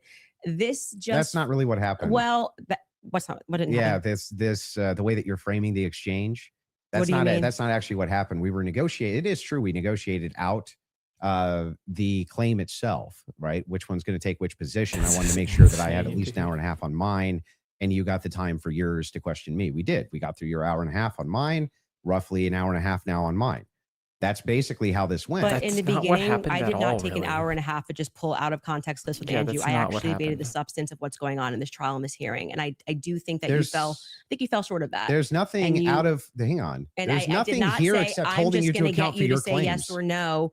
Well, we were supposed to be debating the case and whether or not there was overwhelming evidence. The case, not Candace Owens. About the case. No, you then admitted that now you're getting into another sphere and you want to talk about the transcendental things that I've said. Got through, and like 4 out of 5 of your clips are about Erica Kirk. So the general perception I don't think 4 out of 5 even is your turning points horse. Oh, I think quite a few of them were. Were there 3 Ericas or 4? So you're just making stuff up? Can we get a count of how many were about Erica? I feel like it was 3. 3. Okay. Yeah, 3. I said 4. But those are extraordinary claims. That's which is why you're asked about them, well, right? Okay, but the point being is now you're veering into trying to get me to defend my opinions, and then you completely shirk responsibility when I point out yours. No, they're not claims. When you tweet claims. Erica is too retarded, you go, that's just whatever, and then you move on. That's a claim that I'm responsible for the claim. Well, earlier when I brought it up, you said that it was tongue in cheek. Yes, sure. That's me responding to your criticism of the claim. That's all I'm doing here. I was interested and I'm happy to get into now if you'd like to. Well, your team has one more clip they want to play from 7 days ago. They got one more clip. We were getting into the Patsy stuff and you stopped it, and I was explaining to you. Oh, they have one more clip. Okay, let's go. They want to hit the minimum of 4 clips you were saying with Erica. So 100%. This is absurd. Okay. And this is the one you're saying from 7 days ago.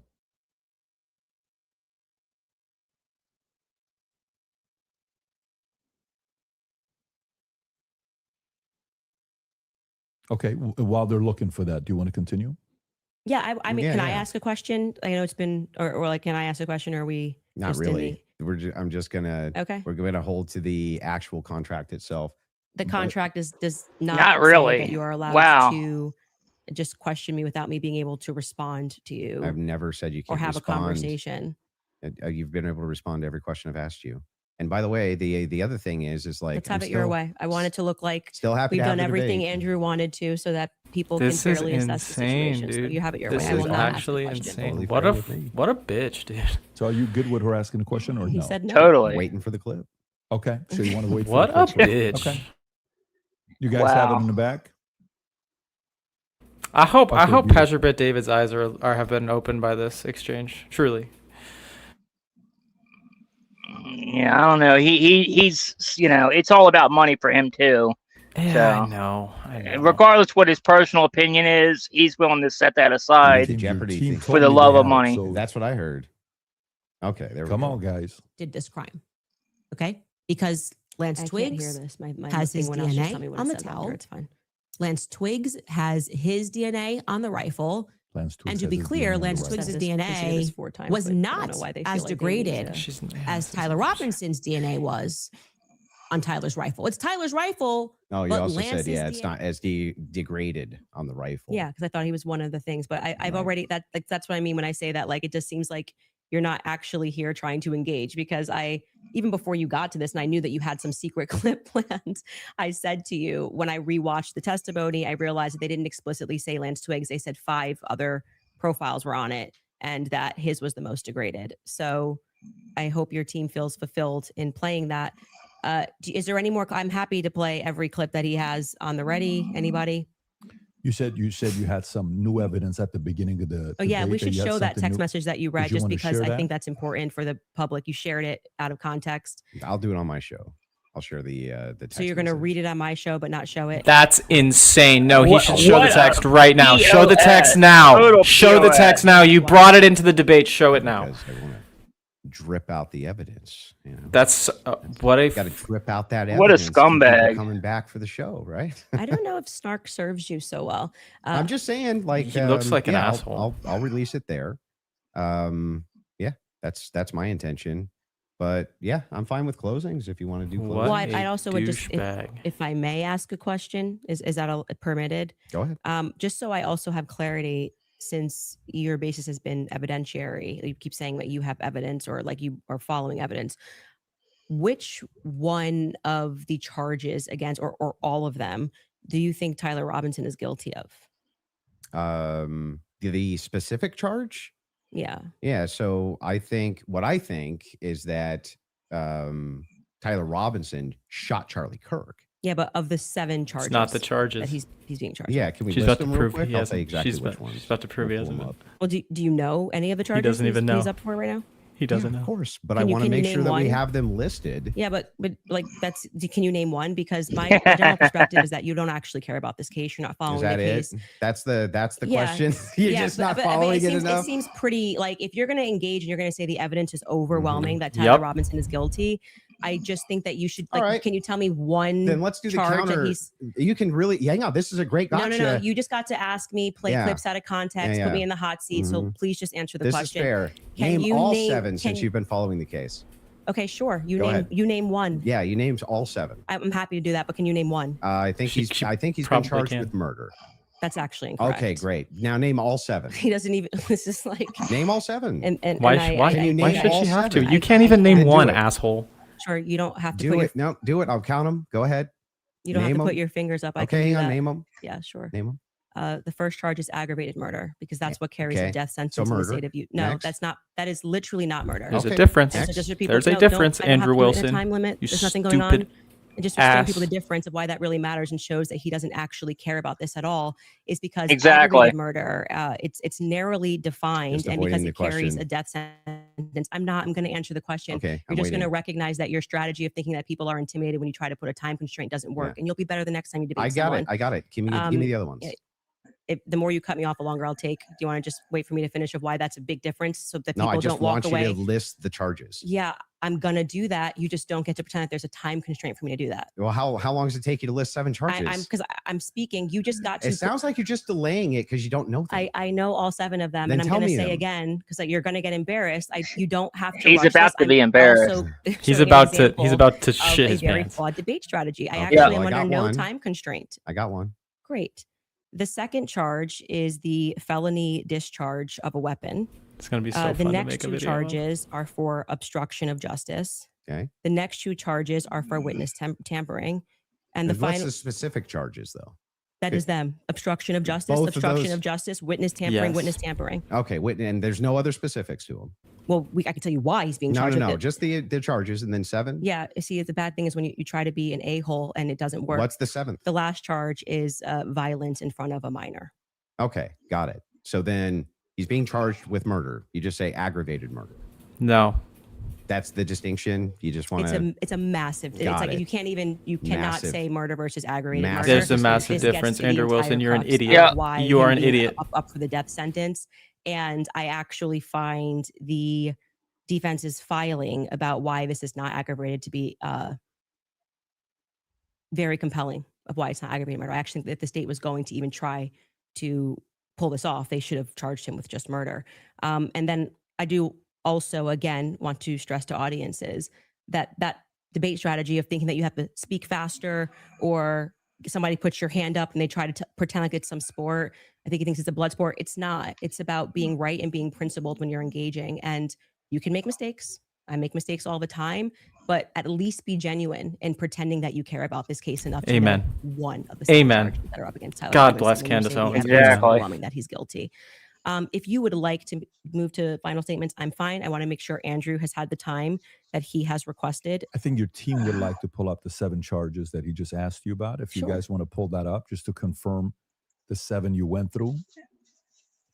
Can you guys zoom in a little bit? For Aggravated Make murder, Andrew felony read them out discharge of a loud. You should firearm, make Andrew read them. obstruction of justice, which is counts 3 and 4, 5 and 6, tampering with a witness, and No, count 7. violent I said offense in the presence of a in front of minor. a child. Yeah. what So I 5, 6, tampering witness, 3rd-degree felony. Now, I did notice something I just was curious about. If I'm just wondering, when you pulled out your phone just before you asked that question, did somebody by chance text you that question? You can check my Oh phone. my God! curious. No, you What an can idiot! absolutely not. I No, did yeah, we not should have see the one Charlie text communication in that with a case. single If person, he's asking not that even my question. producers who are in there this whole time. Yeah, You wanna check my exactly. phone? I'm happy to do it because you're just going to get double embarrassed. Where's my phone? Do you should want to do see it? I'm You just can. curious. Yeah. You can literally do We that. should. Here you She go. should be like, show me the Charlie need? text if I You're show the you this. moderator. Take it. Let's see See it. if anyone was texted at all during this debate All right. about the violent charges or anything. I'm looking through this. You give me permission. You so I'm have looking full at I'm not gonna permission to give go through my names. phone. I don't need to So cheat. the last one has nothing to do with it. It's just a compliment. Mhm. I haven't even read my text messages. That's So a compliment. he's reading them. You're okay. You'll give me permission. I'm Yes. just going to read 3 of them to Yes. 11:32 because after that, I don't need to read it. And you know their texts. Could have been Telegram. Oh could my have been something All like I that. have is Signal. You can check that too. I only have Signal. You know she stands on Telegram I truth, used in Andrew. You Russia, know you're and cooked, that was bud. it. I downloaded it for I'll Russia. take your word for it. Yeah. Then- I don't need to like. Can we see I Charlie's deeply care text about now this case. that I you don't need brought to in? I pretend get to it. know If you stuff that deeply I care don't about know. the case, I Yeah. just, I have my other question is about the steakhouse receipt. You just said that you were done asking all your Nothing, just so questions. you know, Yeah. nothing there. There. I don't Yeah. Do you need to have do the that. steakhouse receipt? Is my question. I have said several times that I have never said I have the receipt for the steakhouse. She said I have this said earlier. the person who's working on that story is going to be forthcoming with the receipt. And that was what I was responding to. And he then dropped the receipt. He redacted elements of it. And I said, stay tuned. He's the one working on that story. Okay. So you, I you never- haven't actually confirmed that Robinson was at that steakhouse. All I did, as I said She earlier, in this said that she conversation did was I spoke confirm. to She the talked owner to the when I owner broke that earlier. story. I think it was back in January. I She was the spoke to first the one that owner, actually broke understood it, what yeah. had happened, and that there was a receipt. That's it. That's the extent of what I shared is what happened. Okay. So to be clear, there's no receipt. You No, don't, I just said the opposite. There I is said a there receipt. well, is a you don't receipt. have a copy of the receipt. This guy's an idiot, dude. The receipt was published he's online. grasping so Yeah. Right. hard. With blurred The out. person working on this story Yeah. that blurred that out Mhm. is what I was referring to when I said stay tuned and keep following his stuff because he went to go do what I hadn't done, which was he interviewed the actual server. So there's no evidence that Is that Tyler was diligent? at that steakhouse. I would say the receipt, it with his Yeah. debit card number, it would be some hard evidence if that I agree with that, Yeah, but- so that's it. But you're questioning me. But is there, as of right now, He paid, if you're asking me, did he pay with a credit or debit card? The answer is yes. No. Is there proof that that was actually his debit card that he paid with? Yes. I think you should follow the person that is. Go ask behind Diligent, that big story. dog. Well, the Or reason I'm something like asking that. you is because you always include it in your timeline that he traveled to the steakhouse. Yeah, we've been building a timeline with things that we Mhm. feel are But is there any actual Utah 1102 evidence? approved. I think speaking Yeah. to the owner, knowing that there's a receipt, seeing the Mhm. receipt is good enough to put on But- our timeline. But the receipt itself, the question I always had about it is, couldn't you just call the merchant? Like, if I've ever had a merchant account, I just Mhm. call the merchant Well- account processor and say, "What's All the right, name I'll on check this?" it out. Yeah, I would stay tuned. I feel that having spoken to the owner, that the evidence is compelling enough to put onto my personal timeline of Mhm. what took place on that day. I feel like That's we're where gonna it's find all this gonna out in stay, court, and bro. You if know. it gets debunked, I'm happy to take Yep. it off. If Mhm. that's what you mean, that's how an investigation works. Like I said, I did more than enough. It would definitely pass the test by the Utah 1102 rule, for sure, for certain. To be submitted as hearsay. Well, yeah, beyond that, because they didn't even have receipts. They were like, Bob told me this. But the question is, the receipt itself, it has not been verified to have been Tyler Yeah, I just want to Robinson's, say you're holding me to a higher standard than you are. I'm not even holding it. in I'm the just asking specifically. Yeah, I've been very forthcoming. I've told exactly what happened. I spoke to the owner. I got the tip, and So should that be added in an official timeline that you give? It's in my timeline. It's my show, and we can add and subtract what we want, and we do. If You we can get do what you wrong, want, sure. But Well, I'm I just wanted to asking, make sure. should you include a thing that you know hasn't actually been verified to be Tyler Robinson? Yes, you should. If we're trying, It has been verified. Yeah. You don't think that falls And then under... you should remove it if someone somehow debunks it. But I think that there is very strong evidence that is where he was, and that What's the strong evidence? Just the two people who said that they saw him? You know, I'm actually all good with being. I feel like I've sufficiently answered your question about how I got the information, what happened next, with the next stage of this investigation being somebody accessing knowing what his debit card was and confirming it. Yes, and I do believe that will happen. If it does not happen and it gets debunked, I'll remove it from my personal timeline that I share on my show. That officer, the first officer that was up on the roof. Do you remember his name? Officer Bagley. Yeah, what was his first name? Christopher. When Christopher got up on the roof, you talk a lot about how his camera died. Well, he talked a lot about that during the preliminary hearing. Yeah. Do you think that he planted that screwdriver up there? No. Somebody else did. If we're just going on am I allowed to have an opinion? Of course. At this stage, I would say that I don't buy his assertion on the stand that he didn't check to see if anybody went onto the rooftop before he got up there. I do think that it's possible. It's at least plausible that the screwdriver was planted. I don't believe him. What I can say strongly is that his cam died at just the right time. His body cam died at just the right time. I think that exactly, as you were just grilling me about whether or not I had got the merchant receipt for a debit card, that kind of makes difficult that we just have to sort of trust that a screwdriver was found and we don't have any should be evidence of a police body cam. But like I said, you accept that stuff and then are like, did you call the merchant and get it just seems like well, I'm not adding. Hold the prosecution to a higher standard than you do to people. Unconfirmed evidence to an official timeline that I'm putting out either. What do you mean an official timeline? This is my timeline. I made it at home. So then it would be official to your show. Sure. Yeah. Okay. Great. So then your official timeline, Candace Owens' official timeline, includes a steakhouse stop that has not actually been confirmed at all. Well, yeah, it hasn't even been discussed by the prosecution, so it's not like you're debunking that it happened. Well, there's no evidence for it.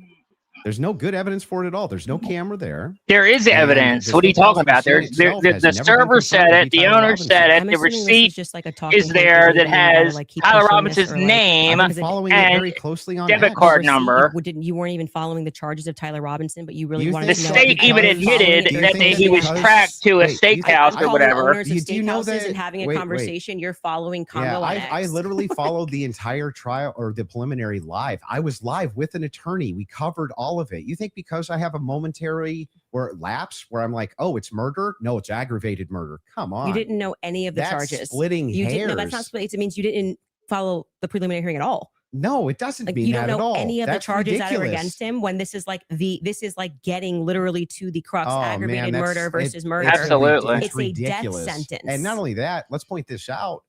One of the major things here is that this is your official timeline. It's mine. Yes. Who else could it be? Who else? There would be Candace Owens. I just don't know what his issue is with my timeline. What's your issue with that? Well, so the issue not like she's a government official or a police of the officer or anything. Revolves around two people who claim that he was there and supposedly a receipt. There's supposedly a receipt where Tyler Robinson paid for his steak and his soft drink. No alcohol, right? No alcohol, right? You know nothing about the case. But anyway, this particular receipt, they could have called the merchant account, confirmed it, this type of thing. To date, this receipt has only the blurred information on it that would actually give you the information to confirm. Yeah, that does piss me off. He should have just released it. I don't know why you blurred it out. Diligent's such a retard for doing that. Robinson's receipt, and yet inside of Candace Owens' timeline, which she states over and over again, when she says, This is the longest 13 hours. This is 13 and a half hours. The requirement for about what, roughly 5.5 or 6 hours of that is that he went to the steakhouse. And that's not been confirmed at all. Not even a little bit. I feel like saying that I spoke to the owner of the steakhouse is me, like, not just being on X looking at opinions, but actually doing the legwork. And that's why like I said, if you think this builds up a rapport with your audience and makes you seem like a serious person, we don't have to keep belaboring the point here. I feel like I've demonstrated that I did as much as I could to confirm this when it came in. I spoke to the owner of the restaurant, obviously took down everything he said, noted that there was, in fact, a receipt that he pulled. That receipt that was published is real. A debit card and a credit card was used. If for some reason somebody misidentified something down the line, or we find out it's a different Tyler Robinson, I'm happy to remove it from my timeline. But for right now, I think that there's enough under the Utah 1102 rule for me to keep it there.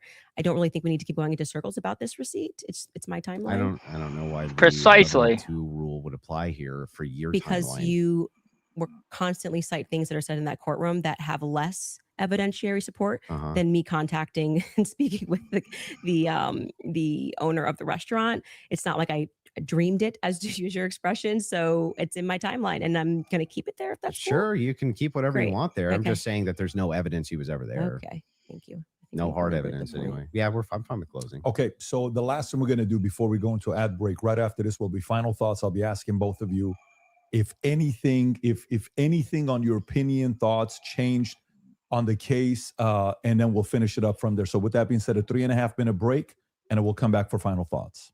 All right. All right, you guys, if someone followed you everywhere that you Blake finally tweeted, searched and studied your habits, you'd call the police. Oh, yeah. Let's pull up old Blakey boy, see what he's got to say. He just got cooked. Bro's credibility is done. He should never get in front of a mic ever again. Andrew Wilson, you should never do another debate for the rest of your life, bro. Your credibility is cooked. You look like an idiot. You look like a fool. Hold on. Whoa. Who are you talking about? Andrew Wilson. You said Blake tweeted. Blake never saying all that? No. I'm commenting. Blake said some stuff about it. Oh, okay. Yeah, he confused me. Oh, sorry. No. Okay, so yeah, let's put up. So Blake Neff, he said, okay.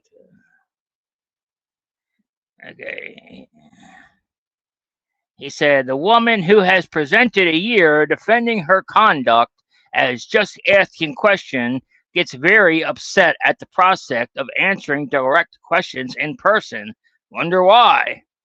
Oh no, she's very much able to answer questions, but his aren't in good faith. He's using gotcha games and using clips out of context about stuff that he doesn't even understand to try to trap her and to make her look stupid instead of actually talking about the evidence. If you want to ask her what her opinions are, you want to ask questions or whatever, or get her why she's asked like the questions she's asking, then the thing you would do is you would try to ask her, well, how did you come to that conclusion? And she would explain this and this and this and this. But anytime she's tried to do that, he has cut her off and interrupted her basically every step of the way.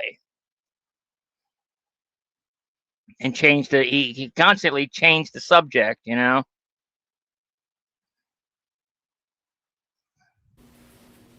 he is the definition of like a bad faith actor. It's 100%. He came from nowhere. You want to talk about a grifter, dude? This guy came out of nowhere, started debating OnlyFans girls, claims to be a Christian, simultaneously defends rape, like tries to justify it. It's insane. And Blake Neff is just there clapping him along. Candace hit the nail on the head with the show pony line. Oh, totally. Absolutely. Robert Neal's influence. Yeah, okay. Yeah, Mason, there's a good clip right here. This was a good one. On top of that, so there's another miracle. You didn't get blown backwards. It didn't go through. But I also want to say that you're saying this can happen, and Rob O'Neill is infinitely more qualified, I think, to speak on that. Why? And why? He's actually shot and killed people. Why would that have anything to do with anything? Because did he slow down all the videos of the people he shot to see if their clothes moved? Well, why are you able to assert your position as a fact? Because I'm gonna tell you how projectiles work. He's not even gonna I guarantee you this guy's not even gonna disagree with what I'm about to say. He hasn't even seen the clip. He hasn't even seen the clip. If it is the case that you have energy, This is insane. and you have On top of that, so there's another miracle. You didn't get Yeah, and Unfuck America here says, I can explain it to you, but I can't understand it for you, Candace Owens. Absolutely, 100%. Candace needs to put this on a shirt in her merch store.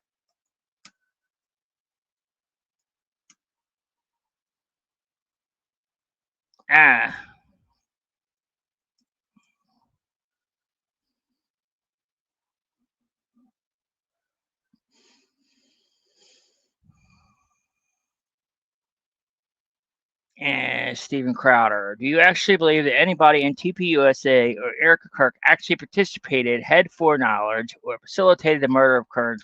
I'm not going to get myself into a legal pickle here. There you have it. She either doesn't know or she's a coward. No, if you're an idiot, dude. She clearly is not stupid enough to fall for his bait, but she's saying it in a way that all of us understood what she meant. Yes, she does believe that, but she's not stupid enough to actually say that out loud. I want to just directly ask you is, do you actually believe that anybody in TPUSA or Erica Kirk or Erica actually participated, had foreknowledge of, or facilitated the murder of Charlie Kirk? I'm not going to get myself into a legal pickle here. Oh my Everything God! That is on my podcast. I think guys, hey, if you're out there saying it's clear Erica or TPUSA did it, guess what? If I Candace won't say it. I would seat them all. So either she doesn't know or she's a coward, and you need a better champion. So all the people. Or it could be exactly what she said, that she doesn't want to get sued because she knows that they're trying to set her up to sue her. These people are insane, dude. The Fed sloppers are working overtime. Oh, big time. It's wild to me. That's my intention. But yeah, I'm fine with it. Is we back on yet? Let me see.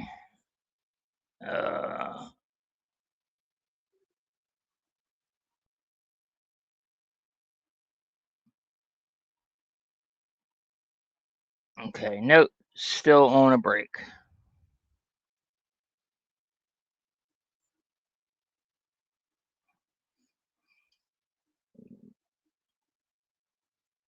Okay, cool. Yeah, no, and as far as Erica Kirk goes, obviously, yeah, and here's my opinion on it, okay? I don't believe that Erica Kirk is the one that actually fired the shot, obviously. I don't think any of us are saying that. Oh, he's back. No, it's not back yet.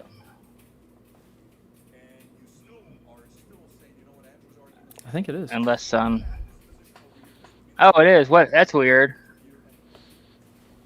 I don't know what happened. Before we wrap it up, I think whether you're a fan of Andrew or not, whether you're a fan of Candace or not, nobody can dispute the fact that these guys agreed to sit down and talk live. Others were thinking this was pre-recorded. This is not pre-recorded, just so everybody knows.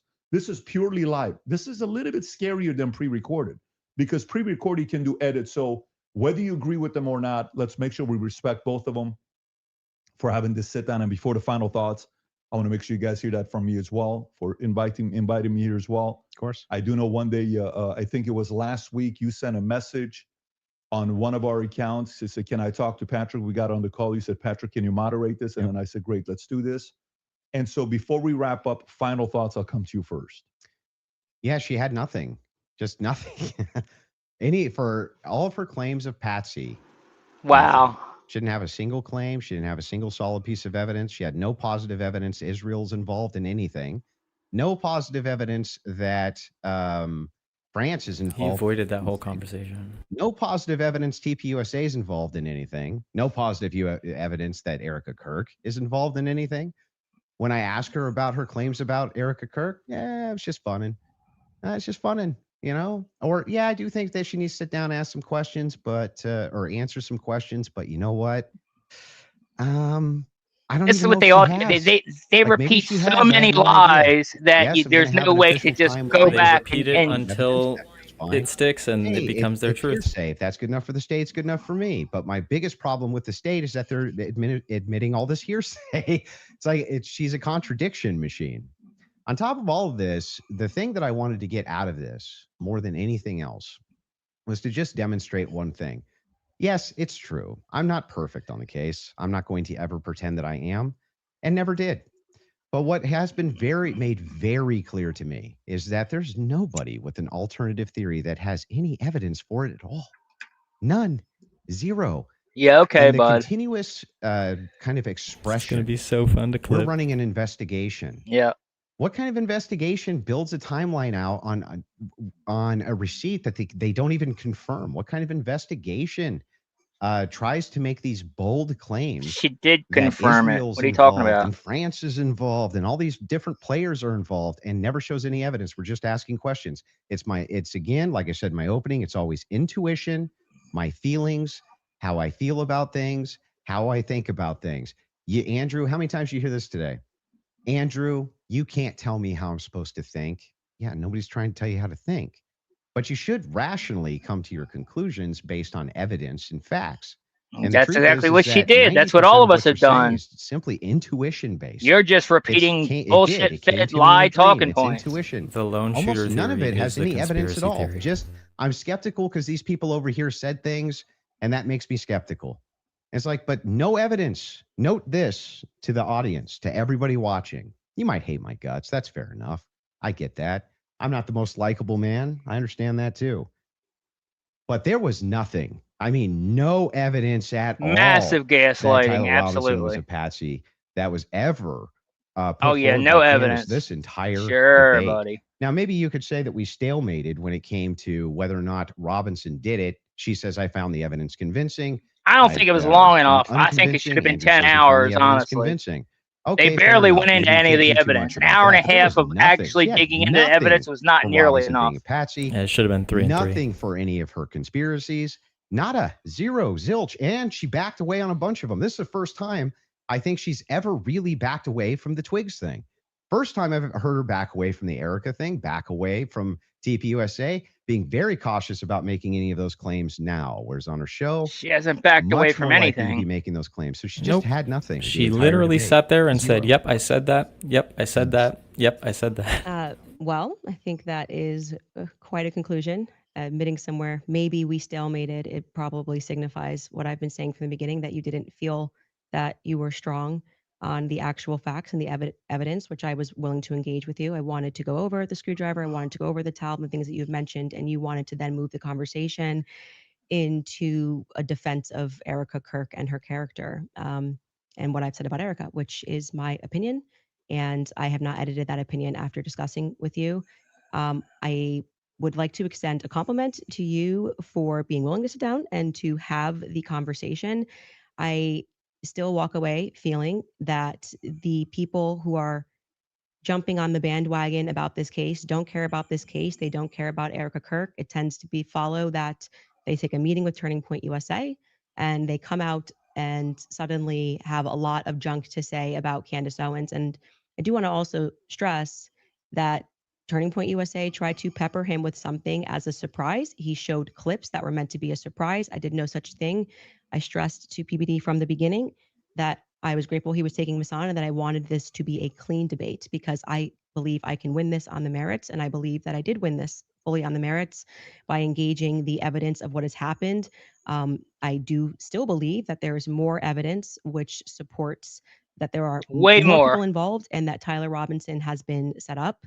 And that none of the evidence that was presented was in any way overwhelming, which is why I think you wanted to move to end that discussion quickly and to speak to me about France and to talk about this Panguitch receipt and my timeline.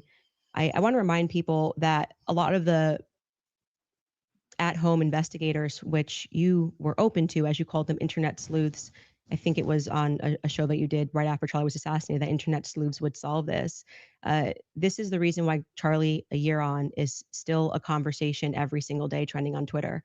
I knew Charlie. I cared about Charlie. I care about finding out what the truth is here. My heart is in the right place. I think anybody who watches my show or even just watched this debate knows that if I get something wrong, I'll instantly correct it and own it. I'm not arrogant. I don't need to sit here and pretend that I didn't misspeak on the Lance thing. It hasn't been ruled out. But you saw that he just really wanted to hammer that point. You know, part of being a well-meaning person is to concede when you are wrong, to take something off a timeline when you know it's not right. And I would like to think that that is why I have earned the audience that continues to follow me, because they know my heart's in the right place, that I deeply cared about Charlie and I deeply care about the answers. I want to thank Andrew's team who are providing the fact checks. It's a very small room that they're in.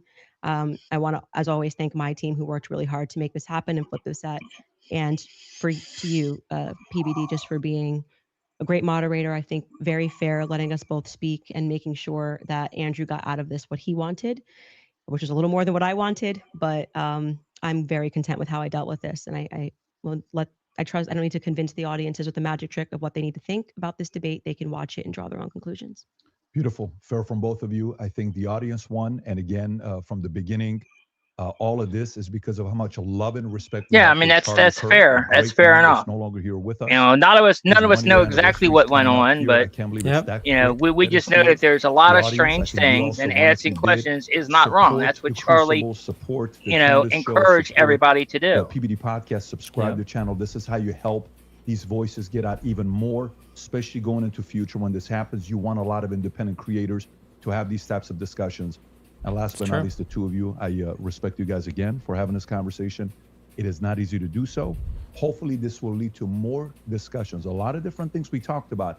I'm sure there will be a lot of follow-up. Total win for Candace. Everybody. God bless. Absolutely, brother.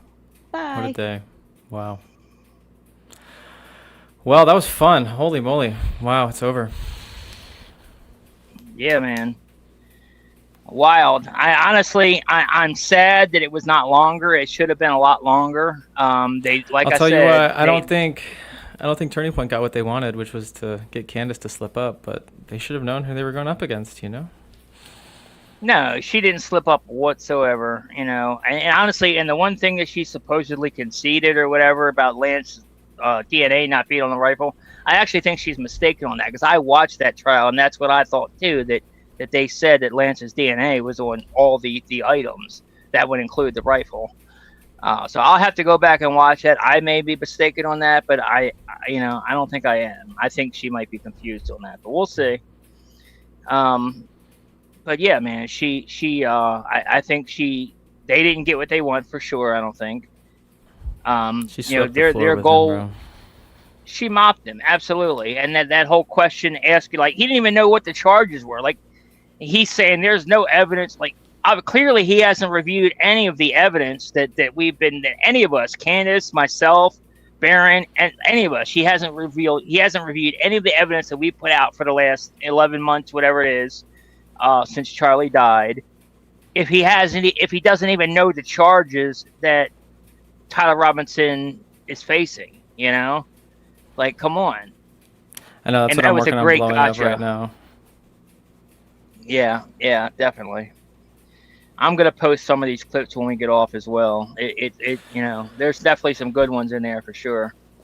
It's that needed to happen. I'm very glad that happened, just for the sake of debate and dialogue, and getting to the truth. Ultimately, for Charlie's sake, you know, I think that he'd be happy that happened. So. Yeah, exactly. It's all about, and that's the only thing is I'm glad it happened, because obviously this only makes them look even worse than they really are. You know, they're the ones that sent this guy. He acted in totally bad faith the entire debate. That only makes their side look even worse. Even the fact that they're even engaging with this guy and hiring him and promoting him, that makes them look bad as is anyway. But yeah, I mean, that's the only reason I think I'm glad it happened. But as far as like anything else, like there was no upside. Like Candace, I mean, I guess that's kind of an upside, but there wasn't much upside to it. I'll put it this way, because there really wasn't any sense in debating him, because one, he's bad faith. Two, his whole thing was to just try to trip her up and get her to say something, you know, that could be used later, actionable in court. And thirdly, he didn't. He doesn't know any of the firsthand information that we are asking. Like all the questions that we've been asking all this time. Like the real person, like she said a couple times during the thing, the real person that the people that need to sit down and do a debate are the people that were there that day, like Blake Neff. Or not even that. Like you just Erica Kirk. Get Andrew Colvett, the spokesperson. Andrew, like she was saying, yeah, he needs to be the one having that debate, not Andrew Wilson. Like it's disgusting. 100%, big time. So that's basically what we got there. Okay, so I think I've already read all these super chats, didn't I? Yeah, I'm probably gonna bounce. I think I did. And go start my day after that. Holy moly! Thanks for having me, Colin. That was a lot of fun, dude. We need to do more of these for sure. Yeah, absolutely. Definitely everybody go follow Art Memoir on X and YouTube, and actually everywhere. Also, be sure the other person that stopped in with us, Loren Piretra, be sure to follow her as well at Loren P everywhere except X. And she's at Loren Piretra on X, I believe. But definitely follow them. They do good work. And Art himself, like I said, or Mitchell, I mean, himself has been been going hard after them. If you guys don't know who he is, he's a former ex. He worked for Turning Point, and not just that, he was very close. He knew all these people firsthand.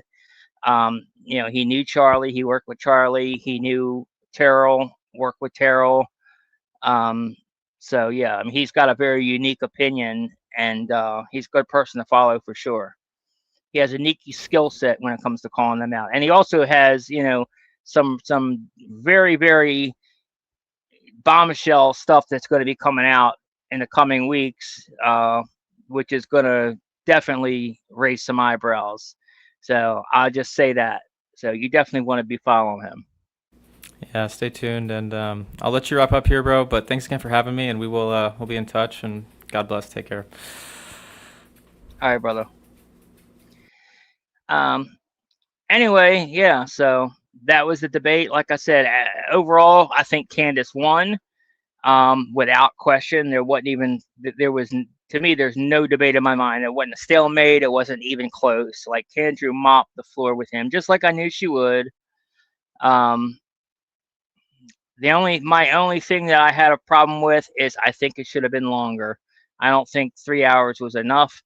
Because the first hour, like out of that 3 hours, the last hour and a half was Andrew just doing his gotcha bullshit on Candace and not addressing the actual evidence and facts of the case.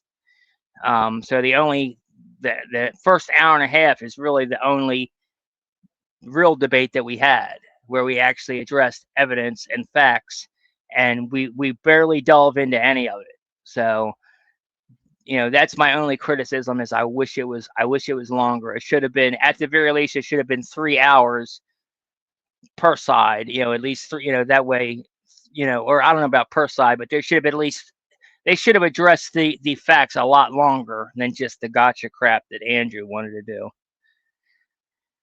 But that's basically it, guys.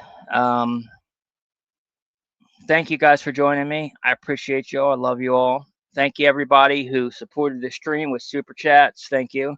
And I'll see you guys on the next one. Later, Gators.